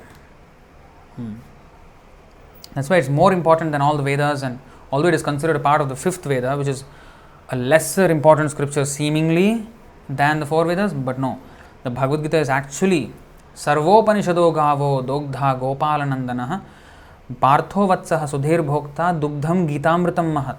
It is the essence of all the Upanishads and the Vedas and all the Vedic literature. Bharatamrita Sarvasvam Vishnuvaktrad Vinisritam Gita Gangodakam Pitva Punarjanmana Vidyate. These are the verses from Gita Mahatmya by Shankaracharya. Any literature giving information about the spiritual world, spiritual life, spiritual identity and the spirit soul is called Paravidya. Anything to do with spirit, Brahma. Shabda, Brahma. Srimad Bhagavatam does not have anything to do with the materialistic way of life. Now, Vedas contain everything, material and spiritual. How to even improve your material condition, that is also given. But in the Srimad Bhagavatam, Dharma Prodhita Kaitavotra Parama Nirmatsranam Satam, completely rejected all the so-called, materially motivated religious systems and knowledge. Finish. All Aparavidya kicked out from the Bhagavatam. Srimad Bhagavatam does not have anything to do with the materialistic way of life. It gives transcendental information to educate people in the superior system of Paravidya. Sanatana Goswami was engaged in discussing the Bhagavad Vidya, which means he discussed transcendental superior knowledge. Those who are karmis, jnanis or yogis are not actually fit to discuss Srimad Bhagavatam. Only Vaishnavas or pure devotees are fit to discuss that literature, as stated in Srimad Bhagavatam itself, 12.13.18. Srimad Bhagavatam Puranam Amalam Yad Vaishnavanam Priyam Yasmin Paramahamsyamekam Amalam Jnanam Param Giyate Yatra Jnana Viraga Bhakti Sahitam Naishkarmyam Avashkritam Tachrinmansu Pathan Vicharana Paro Bhaktya Vimuchyen Nara. Although Srimad Bhagavatam is counted among the Puranas, it is called the spotless Puran. Because it does not discuss anything material, it is liked by transcendental Vaishnava devotees.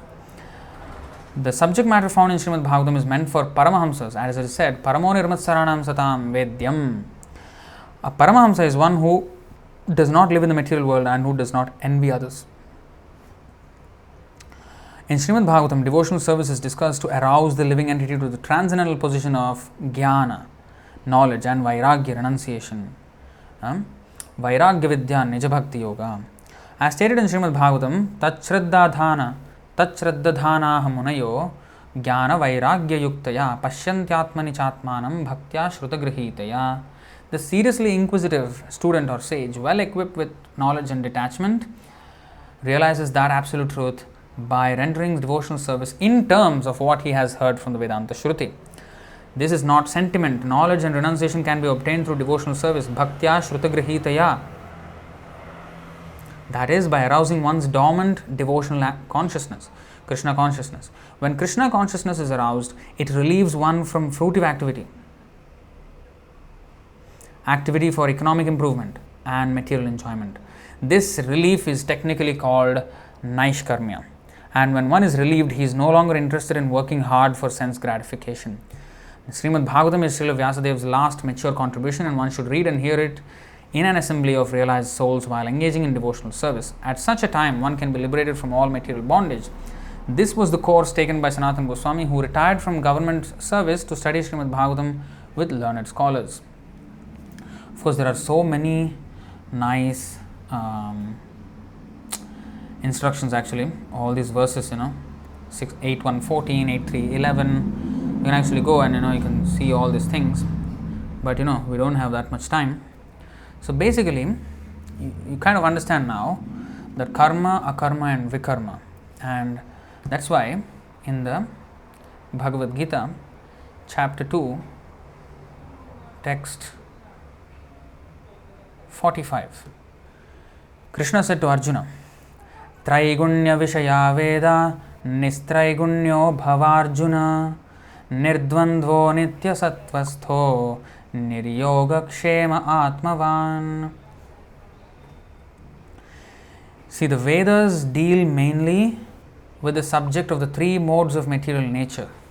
O Arjuna, become transcendental to these three modes. Be free from all dualities and from all anxieties for gain and safety, and be established in the self. See, the Vedas deal mainly with the subject matter of the three modes. That's why this is apara. Apara. Go to the para. Bhagavad Gita is actually above the Traigunya Vishaya Veda. Srimad Bhagavatam is also above. So these kinds of literatures one must acclimatize oneself with. And then one comes to the standard of acting with Naishkarmyam or Akarma, which has no material reaction but full spiritual benefit.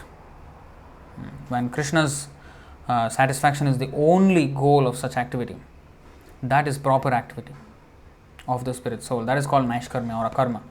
And when we act like that, whole life, we can have a long life acting like that, but no karma at all. No positive or negative reactions in this material world. So that's how one must work. Unless one works like that, every other activity is therefore binding into this material world.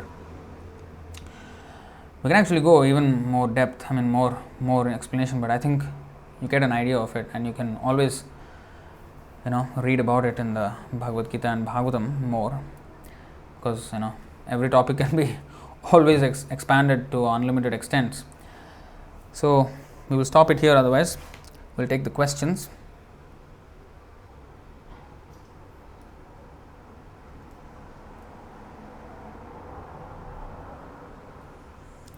One second.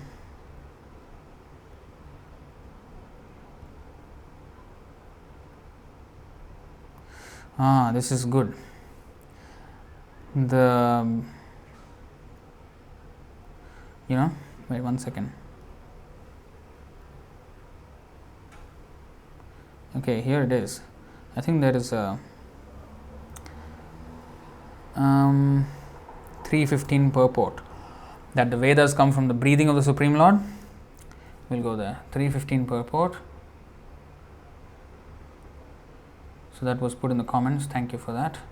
So here, Karma Brahmodbhavam Vidhi Brahmakshara Samudbhavam. So here it is said the Vedas are directly manifested from the Supreme Personality of Godhead. So how they are manifested? By the breathing. You see, it is said in the Brihadaranyaka Upanishad, Asya Mahato Bhutasya Nishvasitam. Nishvasitam means breathing. Etad yad ridvego yajurvedah samavedo atharvangirasaha. The four Vedas, namely the Rig Veda, Yajurveda, Samaveda and Atharva Veda, are all emanations from the breathing of the great personality of Godhead. Yasyaika nishvasita kalam athavalambya jivanti loma vilaja jagadandanathah Vishnur mahansa iha yasya kala vishesho govindamadi purusham tamaham bhajami. So you see,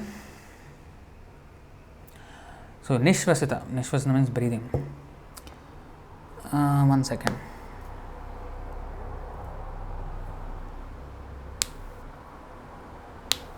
Okay, so we'll take the questions now. First question, I don't know how many questions we have. Oh, we have many questions as usual. Okay, we'll go through them quickly. First question by Bhakta Virendra. The present resultant karma arising from our past prarabdha karma be nullified by performing bhakti? Yes, most certainly. That is explained. 1866.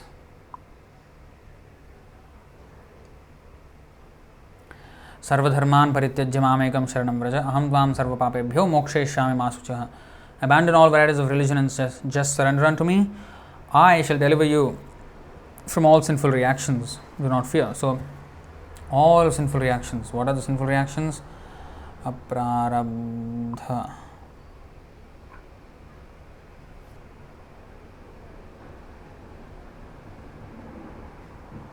Let's see. Here we go. You see, in the Padma Purana it is stated, Aprarabdha phalam papam kutam bijam phalonmukham kramena eva praliyeta vishnu bhakti ratatmanam. There are different stages of dormant reactions to sinful activities to be observed in a sinful life. Sinful reactions may be just waiting to take effect, phalonmukha. the reactions may be still further dormant, Kuta, or the reactions may be in a seed-like state, Bija. In any case, all types of sinful reactions are vanquished one after another if the person engages in the devotional service of Lord Vishnu. So that answers the question. Next question by Bhakta Virendra again. Can we chant holy names while listening to lecture? Well, best not to, if you can, chant other times and finish your chanting, that's the best. That would be highly recommended. Otherwise, inattentive chanting. So try for that. And next question by Krishna Priya Mataji. Guruji, first of all, I'm not any Guruji. I'm just, servant. I met a person whose face resembles mine and eyes too. For me, it is a bad karma. How could that happen? Please suggest. Doesn't matter, don't worry. You just chant Hare Krishna. Doesn't matter, if somebody resembles you, so what? It doesn't nothing to do with your spiritual life. You chant Hare Krishna and be concerned with what is Akarma, what is devotional service. And the soul, the body anyway, whether somebody's eyes resemble or what, that is all about the body, right? The whole point is we are not the body. So we don't need to worry about these things. Next question by Rohit Singh. Good evening, sir. I want to know how trees are as emotional as animals.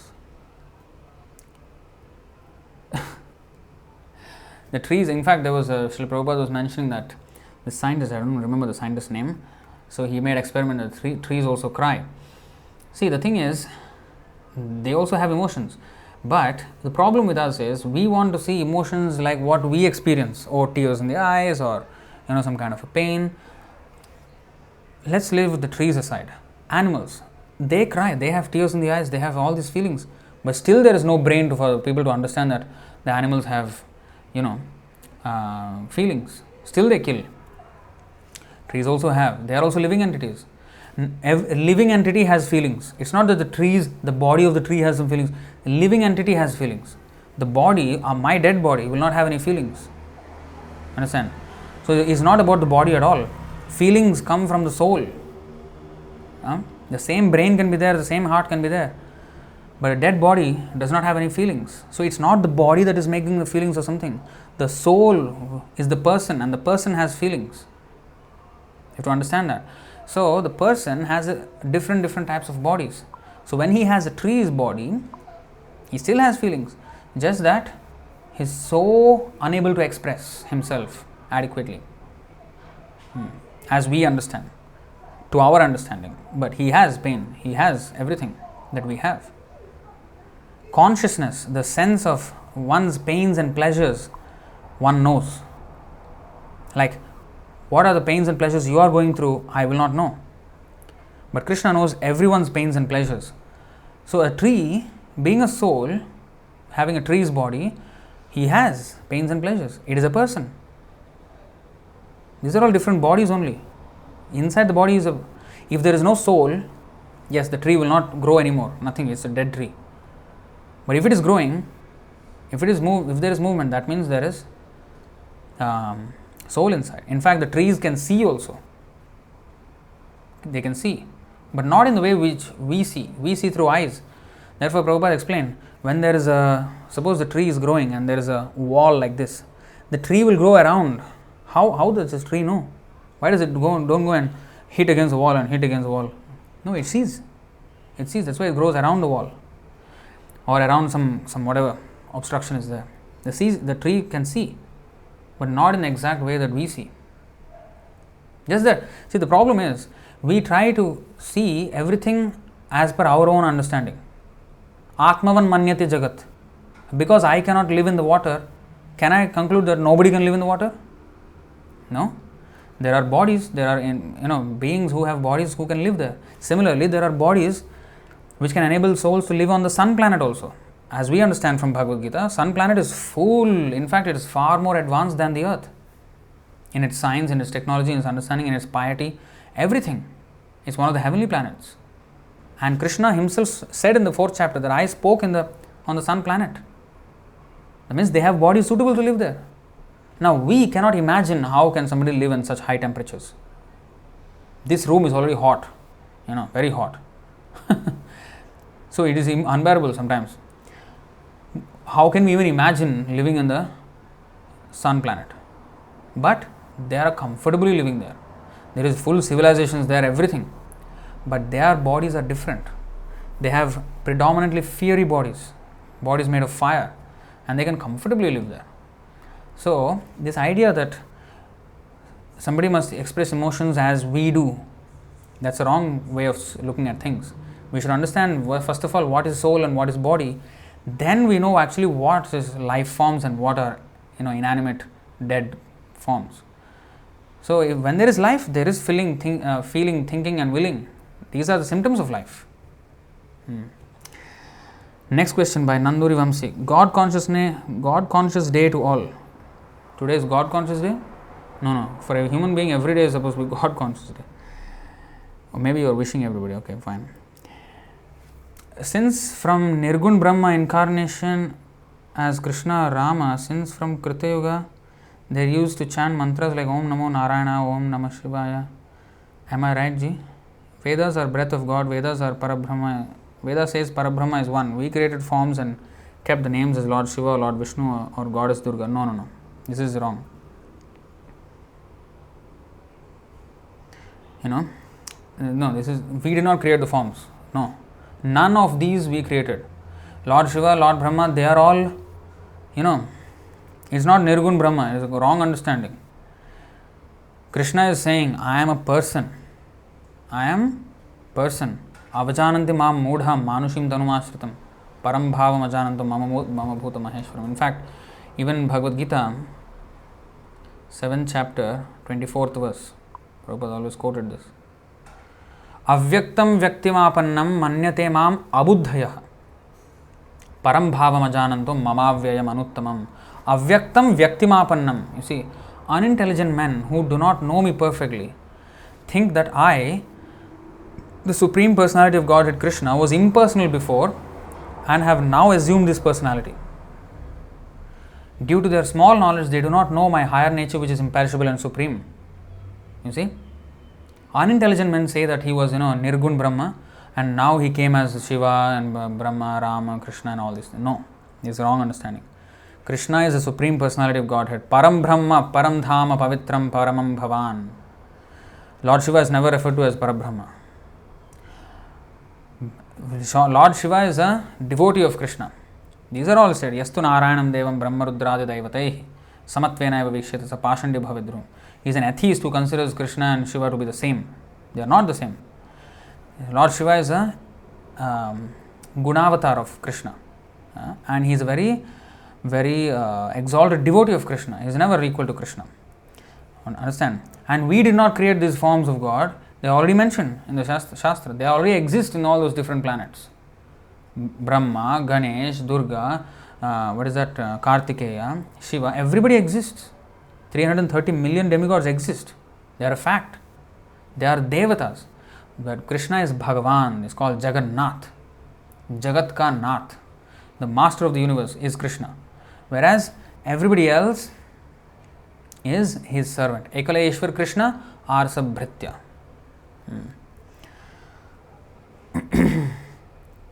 So this Om Namo Narayana, Om Namah Shivaya, these are all not same mantras. They have, each mantra has different potency and is worshipping different devata. And according to your worship, you go to different destination also.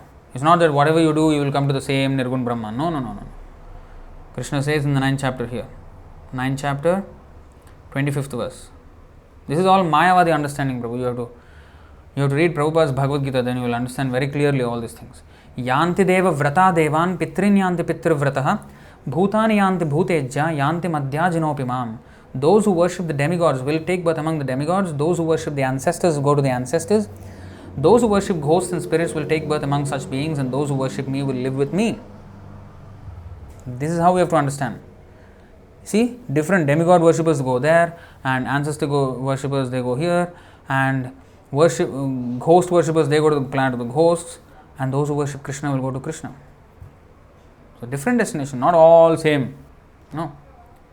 And for those of you who are listening to this and who don't have this question, try to understand how to answer when you are presented with the same question. So sometimes devotees may think, this question and answer session is like, wow, that person's question, no.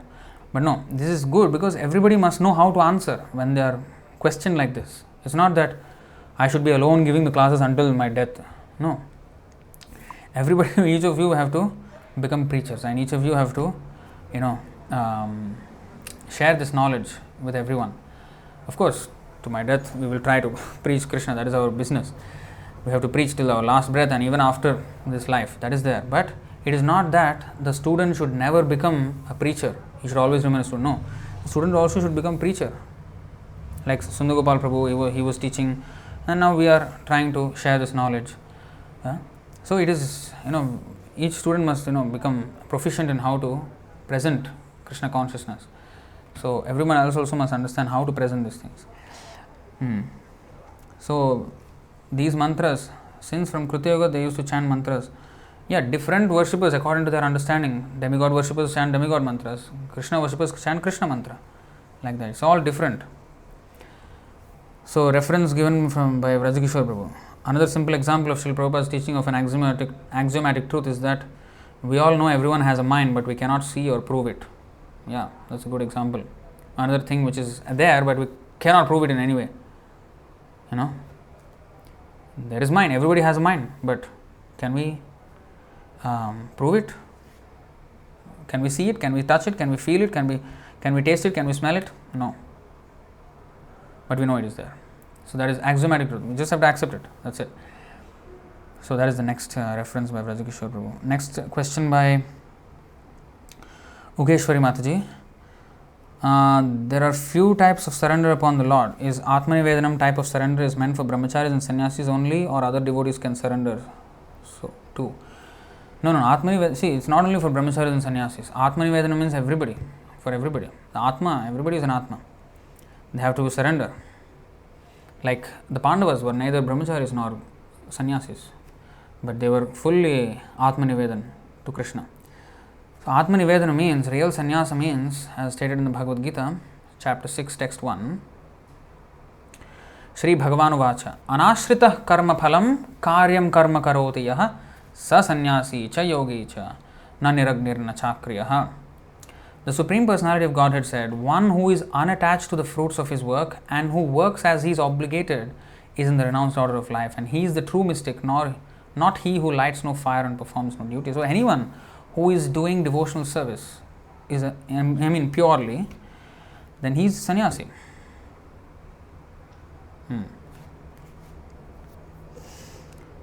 So of course, it's not that, I'm a sannyasi now, no. The ashram is there, but the act or the work of a sannyasi is by one who is doing this akarma activity, devotional service. Sannyasi means we have to nyasa. Nyasa means, what is sannyasa? Sat nyasa. So we have to give up everything for the for sat, for attaining sat or the eternal. So all activities other than for sat we have to give up. Asat sanga tyaga. So this is we have to give up.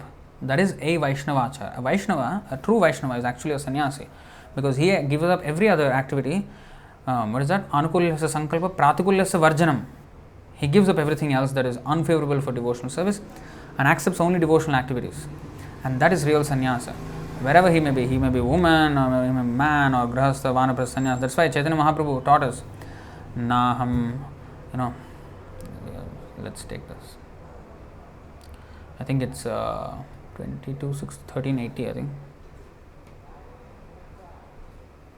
Chaitanya Charitamrita, Madhya Leela, 1380, I think. Not sure actually. Yeah, this 1380 Madhya Leela. Naham vipro na chanarapatir napi vaishyo na shudro naham varni na chagrihapatir no vanastho yatirva किंतु प्रोद्यन निखिल परमानंद पूर्णामृताब्धेर गोपी भर्तु पदकमलयोर दास दासानुदासः. I am not a Brahmana, I am not a Kshatriya, I am not a Vaishya, not a Shudra, nor am I a Brahmachari, a householder, Vanaprastha or Sannyasi. I identify myself only as a servant of the servant of the servant of the lotus feet of Lord Sri Krishna, the maintainer of the gopis. He is like an ocean of nectar and he is the cause of universal transcendental bliss. He is always existing with brilliance. So this is our idea. Next, Bhakta Virendra, can we recite Omkar and Gayatri mantra for concentration of mind along with daily chanting of 16 rounds of Hare Krishna Maha Mantra? Please don't concoct. So, Gayatri mantra is for the second initiated. For concentration, why you need to chant Omkar and Gayatri? You cannot have concentration when chanting Hare Krishna. If we cannot have concentration having chanting Hare Krishna, we cannot have concentration chanting Om and Gayatri also. Concentration has nothing to do with the mantra. Concentration is how much we are invested in the mantra that we are chanting. So, with concentration, if I chant some other mantra, then the other result will be there. But even the Omkar and Gayatri, we have to receive from spiritual master. Why you always jump? Chanting 16 rounds of Hare Krishna is what we have to do. After initiation, second initiation, that too, then you will get Gayatri mantra, then you can chant. But you chant Hare Krishna with concentration. That will be sufficient.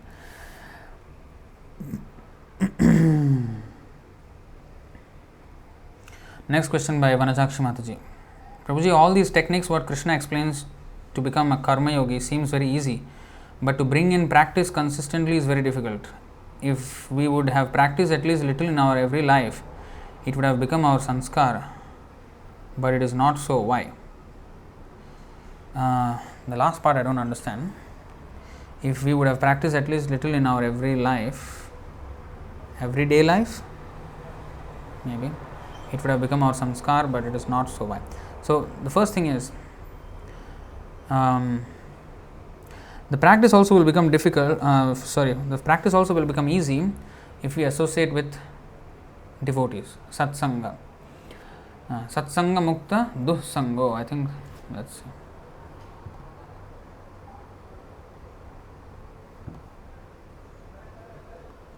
I don't know where exactly. No, not this. I don't know. Somewhere it is there. Satsanga mukta duhsanga.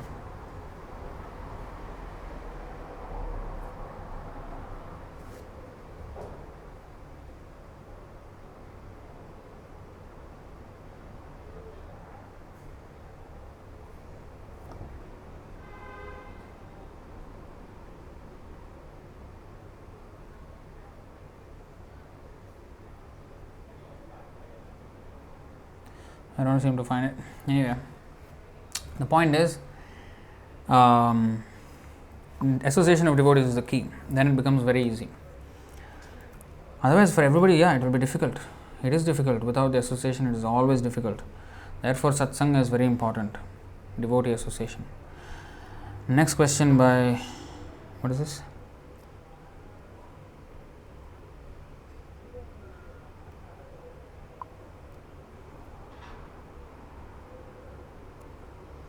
So there was one verse shared here, 1087:40. 1087:40. Tvad avagami na vetti bhavad. Okay, 1 second.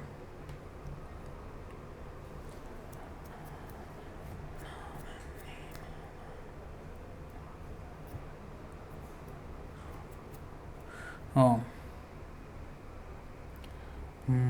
Twadavagami na vetti bhavat. Oh, this is the other tune. What is that? The Twadavagami na vetti bhavaduttha shubha shubhayo guna vigunan starhi deha bhritam chagira anuyugam anvaham saguna gita paramparaya shravana bhrito yatastvam apavarga gatir manujai. Okay, when a person realizes you, he no longer cares about his good and bad fortune arising from past pious and sinful acts, since it is you alone who control this good and bad fortune. Such realized devotee also disregards what ordinary living beings say about him. Every day he fills his ears with your glories, which are recited in each age by the unbroken succession of Manu's descendants, and thus you become his ultimate salvation.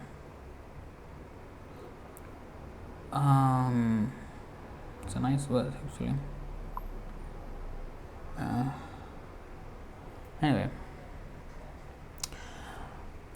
next question by Bhakta Virendra. Those who are in Krishna consciousness in this birth are favored by Supreme Lord to return to his abode, and those who are non-devotees, impersonalists and atheists have to get entangled in repeated birth and death for millions of years. And then a question mark. You've already made the statement, so answer is there itself. Next question by Bhakta Sharanam Ram Prasad. Hare Krishna Prabhu, should we pray to go back home, back to Godhead, or wherever Lord Krishna puts us, either higher or lower? We should chant Hare Krishna, and Chaitanya Mahaprabhu taught us, Na dhanam, na janam, na sundarim, kavitam va jagadisha kamaye, mama janmani janmanishvare bhavatad bhakti rahetuke tvai. So we have to pray for service to Krishna. That's what we have to pray for. Please bless me with the service of your devotee or your service. So like that. Always be engaged in the service, wherever Krishna wants to put us in. But of course, we are not very great, Like once one of the Prabhupada disciples asked Prabhupada, so should we desire to go back to Godhead, or should we desire to preach in this world? Prabhupada said, you go back. Because, to preach, there has to be empowered by Krishna. There has to be Krishna's empowerment. So Krishna Shakti Vina Nahetar Pravartan. A person who can preach like Prabhupada, that is very especially empowered devotee. So generally we have to serve Krishna. Whatever Krishna's service is, we have to do. Basically we have to pray for service. That's the answer. Next, Bhakta Virendra question. Since Bhagavad Gita and Bhagavad Puran is Paravidya and deals with Naishkarmya, it was recommended by Lord Chaitanya to his followers. Question mark. Yes. It's not even a question, come on. You are cheating your way through. Anyway, good, thank you. So Lord Chaitanya actually asked his followers to, there are 5 limbs of devotional service. What are those? Bhagavat Shravan, Mathuravas.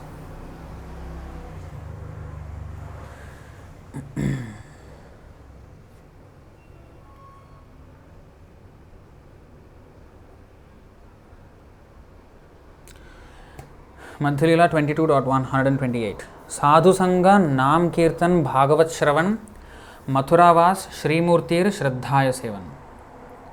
Sadhu Sangha Nam Kirtan Bhagavat Shravan Mathuravas Shrimurtir Shraddhaya Sevan. One should associate with devotees, chant the holy name of the Lord, hear Srimad Bhagavatam, reside at Mathura, and worship the deity with faith and veneration. So Mathura means temple, like that. Temple is also equivalent to Mathura. So if one cannot stay in the temple, at least one must every day come to the temple as much as possible. If cannot come to the temple because of lockdown, live streams. So next question by Kupusami Marudamuttu. All problem can solve laughing. What? I don't understand the question. I'm so sorry. I don't understand the question. So the scientist. The scientist. The question was asked earlier that how are trees emotional as animals? So the scientist that actually, mentioned that they do have feelings is Jagadish Chandra Bose, as stated, as helped in the comments by Amar Reddy, Bhakta Virendra and Vrajagishore Prabhu. Next, Krishna Suyoga. Jaya Jagannath Prabhu. Jaya Jagannath. Is it fine to chant at afternoon time instead of morning? We are busy. You are busy at 3 o'clock also? 4 o'clock, 5 o'clock. If you are, then you can chant in the afternoon. If it is possible to chant in the morning, you can chant. Any day. That's why Smarana, what is that? Niyamita Smaranena Kala. There is no hard and fast rules when you should chant or when you should not chant. Anytime you can chant. Just make sure 16 rounds are finished in the day. And if you can chant early in the morning, if it is possible somehow, do it then as much as possible. And then remaining you can chant the rest of the time, as time permits. Vanadakshi Mataji, Prabhuji, if we are not started our Krishna consciousness path at our early age, then have begun this journey in this life,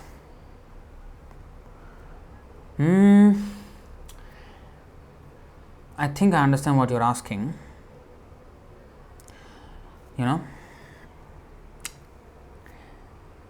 That means you are saying if somebody is born into Krishna consciousness, that means he has started somewhere in the previous life and he is continuing in this life. So, if we have not started in the early age, we began later in life, that means have we begun this journey in this life? So, assuming that is the question, and I hope it is, the answer is we can't really say.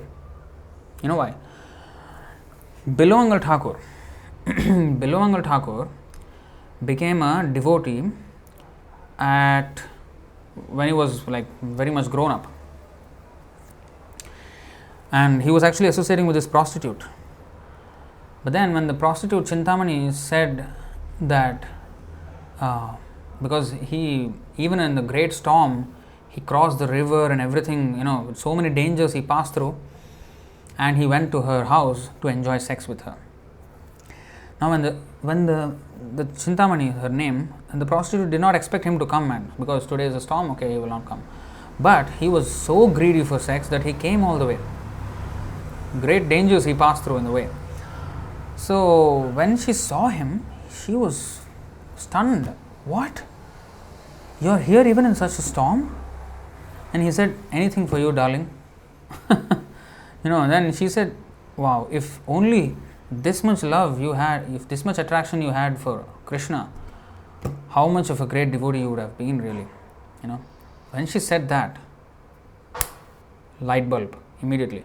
How did that happen? And then he left and went for Vrindavan. Immediately he left the association of prostitute and left for Vrindavan. And it is explained there, why, how come? Usually when a person who is addicted to sex, when he is told something like, what, if this much attraction you had for Krishna, you would have been a great devotee, he would not leave, ha ha ha ha. Oh, then he will just, laugh it off and then continue his same sinful activities. But why it had such a profound effect on Bilowangal Thakur? Because it is explained that in this previous life, he advanced to the bhava stage. The stages, Ado Shraddha, Tato Sadhu Sangha, Bhajana Kriya, Anartha Nivritti, Nishtha, Ruchi, Asakti, Bhava. Just one platform, one step away from Prema, complete love of Godhead. He went until Bhava and somehow or other fell down. And in this life, he, came back to that when he became an adult. So, we never really know, how exactly this is all taking place, but as long as we have come in contact with the movement, that is fortunate. Whether it's in the, early stages of life or right before we die, anything is, once we understand the urgency of Krishna consciousness, that is the beginning of our fortunate life. The moment we understand its urgency, yes, that is our beginning of good fortune. Another example is Bharat Maharaj. He became an animal and then he became a Brahmin. So even as an animal, it is not that he was sinful. He became because his consciousness was like that in the end of his life, previous life. So he is also continuing, although he was an animal. So, that's why this is how this Krishna arranges all this karma is like very, very complicated. I'll give you another food for thought. Usually, pious people, they are, born in cultured families, and, especially in India, many families are cultured. And just imagine, those people who actually came in contact with the movement, Hare Krishna movement, happened to be Americans who actually, had a strong association of Srila Prabhupada in America, and their life was complete rubbish, and they got the association of a pure devotee, whereas Indians, Srila Prabhupada was like begging them, please become Krishna conscious whole life, but they did not want to become. You see? So how come supposedly more pious, but they are not interested? They are so sinful and they are interested. Again, how did this all happen? Of course, the mercy of the pure devotee, but the other person must be at least receptive. Even though however sinful he is, if he is receptive, somehow or other, the pure devotee can purify him. Just like the hunter, what is his name, Mrigari, Narad Muni purified him. Valmiki was a highway robber, Narada purified him. So like that. Association of pure devotee is very potent, but we should also be at least a little bit receptive. That receptive nature will actually help us in advancing. All right. Okay, the quote is here. Okay, the second part of the question. If we would have practiced at least a little in each janma, then our soul would have carried such vasanas easily. But not so. Why? No, that's why you are here. For example, now you are interested in Krishna consciousness. That's because of previous vasanas, and you had this inclination all along in your life. You wanted to study Vedas and understand all these things, and that has been there with you. So it's all a part of the journey. You see, it's not that the vasana is there. So somehow or other, even if it is not there, even if it was never there, now with the association of devotee, if we can get it, it doesn't matter whether we had or not, but just by understanding its urgency, somehow or other, we will come automatically to the perfectional stage. Whether we had or not had, what happened in our previous life, why we speculate? Now we have an opportunity in our present, and we can do something about it. And our future, we can build our future on it. Why don't we act? Past is past. Whatever has happened. We don't know what happened. But what we can understand is that now we have an opportunity. We should not let it go. That we have to be determined about. So, the verse is, Vajreshwar Prabhu has showed me this Satsangan Mukta Dusango, 1:10:11.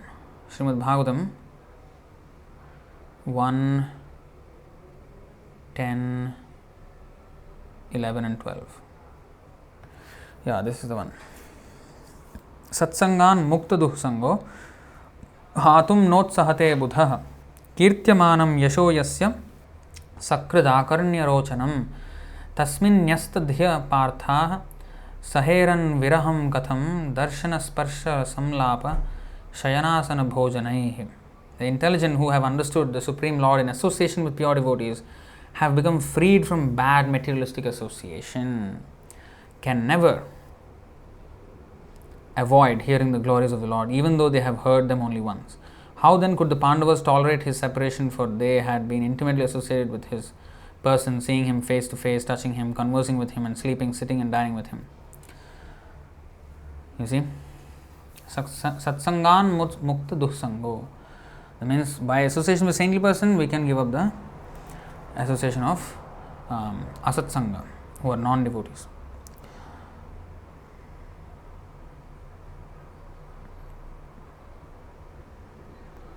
So, next question by Mataji. I never heard of Chaitanya Mahaprabhu for the first 19 years of my life, but after coming to ISKM, the whole devotional process felt so natural and familiar. So, it could have been because of offenses in previous life as a devotee. Well, that can be the fact with every one of us. I mean, we never know how we came. So anyway, whatever past is past. Now let us do something about it. It is within our now, the present. We have at least some control. We can act now. So let's take it seriously now. Don't take into another vasana and then next life this vasana, that vasana. Why? Finish all in this life. That's the whole idea of Krishna consciousness movement. All right. Thank you all very much. 40 of you still online. Really appreciate that. And we will end it here. Thank you. Do we have more comments? All right. Thank you very much. Bhagavad Gita ki jai. Oh, again, see, there's another verse. Okay, Vishwambar Prabhu. 11:26:26. Okay, not finished. Okay, 11:26:26. Last verse. Okay.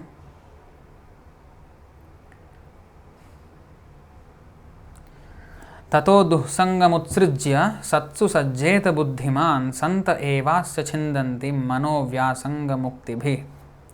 An intelligent person should therefore reject all bad association and instead take up the association of saintly devotees whose words cut off the excessive attachment of one's mind. Wow, that's even more nice.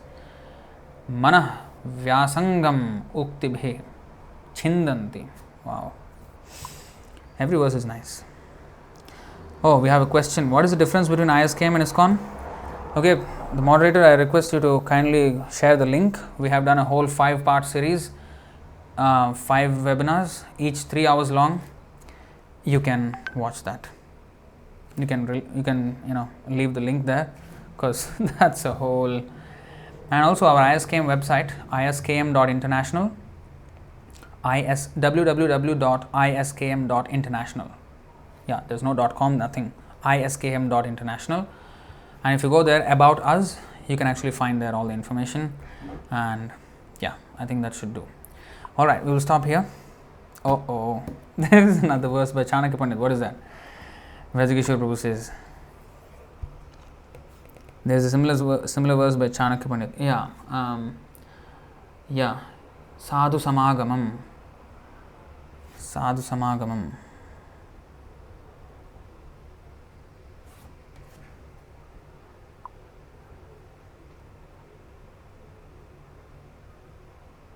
Sadhu Samagamam. Yeah. Tyajajurjana samsargam. Bhaja Sadhu Samagamam. Yes, correct. Very good, very good.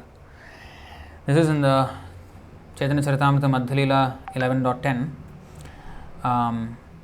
Tyajat Durjana Samsargam Bhaja Sadhu Samagamam. This means that one has to abandon the association of materialistic people and associate with spiritually advanced people. Good. That's a good verse. And I think there is a second part to this. I don't know what is that. We have to find out later on, maybe sometime other. Well, Mardumutu says, please say nothing my question. Something my question. See, the thing is, I don't understand the question. Okay, Vishwambar Prabhu has come up with the he is such a scholar. Okay, we will put up his verse. There you go. Oops, that is so bad. Oh no, that is so big now. I'm so sorry. I've made a mess of that. Okay, I'm sorry about that. I need to fix that. Okay, basically, I wanted to show the verse. Let's try another time. Again, it comes the same way. Okay, let's try this time. Okay, that's a bit better, but it's very small though. A little bit, a little bit, a little bit, a little bit, a little bit. Okay. I hope you still can see. I don't know if you can see still. Okay, here it goes. Never mind, it covers my face. Okay, I'll just see it. Tyaja durjana samsargam bhaja sadhu samagamam kuru punyam ahoratram smaranityam anityatam. One should give up the company of devils, demons and non-devotees and should always associate with devotees and saintly persons. One should always act piously, thinking that this life is temporary and not be attached to temporary happiness and distress. The Krishna consciousness movement is teaching all of human society this principle of becoming Krishna conscious and thus solving the problems of life forever. Tattvavit punarjanmanayati.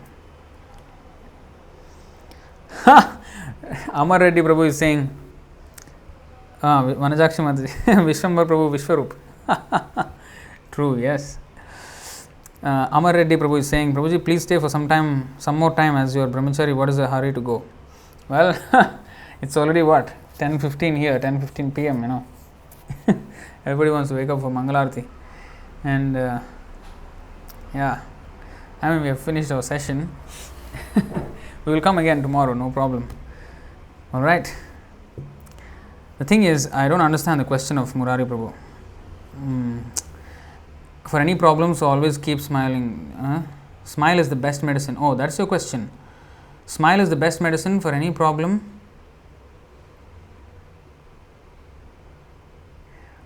And for any problem, so keep smiling. This can or no? Oh, there's a question like this. Okay. So they say smile is the best medicine. It's a stupid nonsense. You know, Krishna chanting is the best medicine. The holy name is the best medicine. Don't invent something which is not there in the Shastra. Show me one verse where smile is the best medicine, we will follow it. Everybody keep smiling like that. But it is not there. So, so the holy name is considered the best medicine. Bhavaushadachrotra manobhiramat.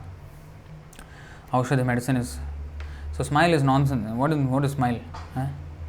Even who is smiling, laughing? Hyenas are laughing, You know how the hyenas shout? That's how the hyenas make sound. That does not mean they are happy, Their life is miserable, always eating some rejected dead bodies. Already dead body killed by a lion, whatever rejects, that one they will eat. And that is their life. They are also smiling. Pig is also smiling, very fat. Nobody can become very fat unless they are very happy. So the pig is also happy. So maybe we should learn from the pig and the hyenas how to be happy. Is that the so these people come up with all nonsense, rubbish. Smile means smile with Krishna consciousness. Yeah, that is real smile. What is material smile? Smile. This is not Vedic. Veda. Let's take Vedas. Whatever is in the Vedas, follow that. That's it. Sarvameda dhritam manya, without inventing anything. Actually, very simple. We just have to repeat. But apparently, that is the most difficult thing for people to do. The most simplest thing is the most difficult thing for people to do. We just have to repeat what Krishna said. That we cannot do. We have to invent something. Some rubbish. Some hyena, owl, these kind of examples. But why don't we just repeat? That repetition, simple thing, just copy paste. That we cannot do. That is our biggest problem in the material world.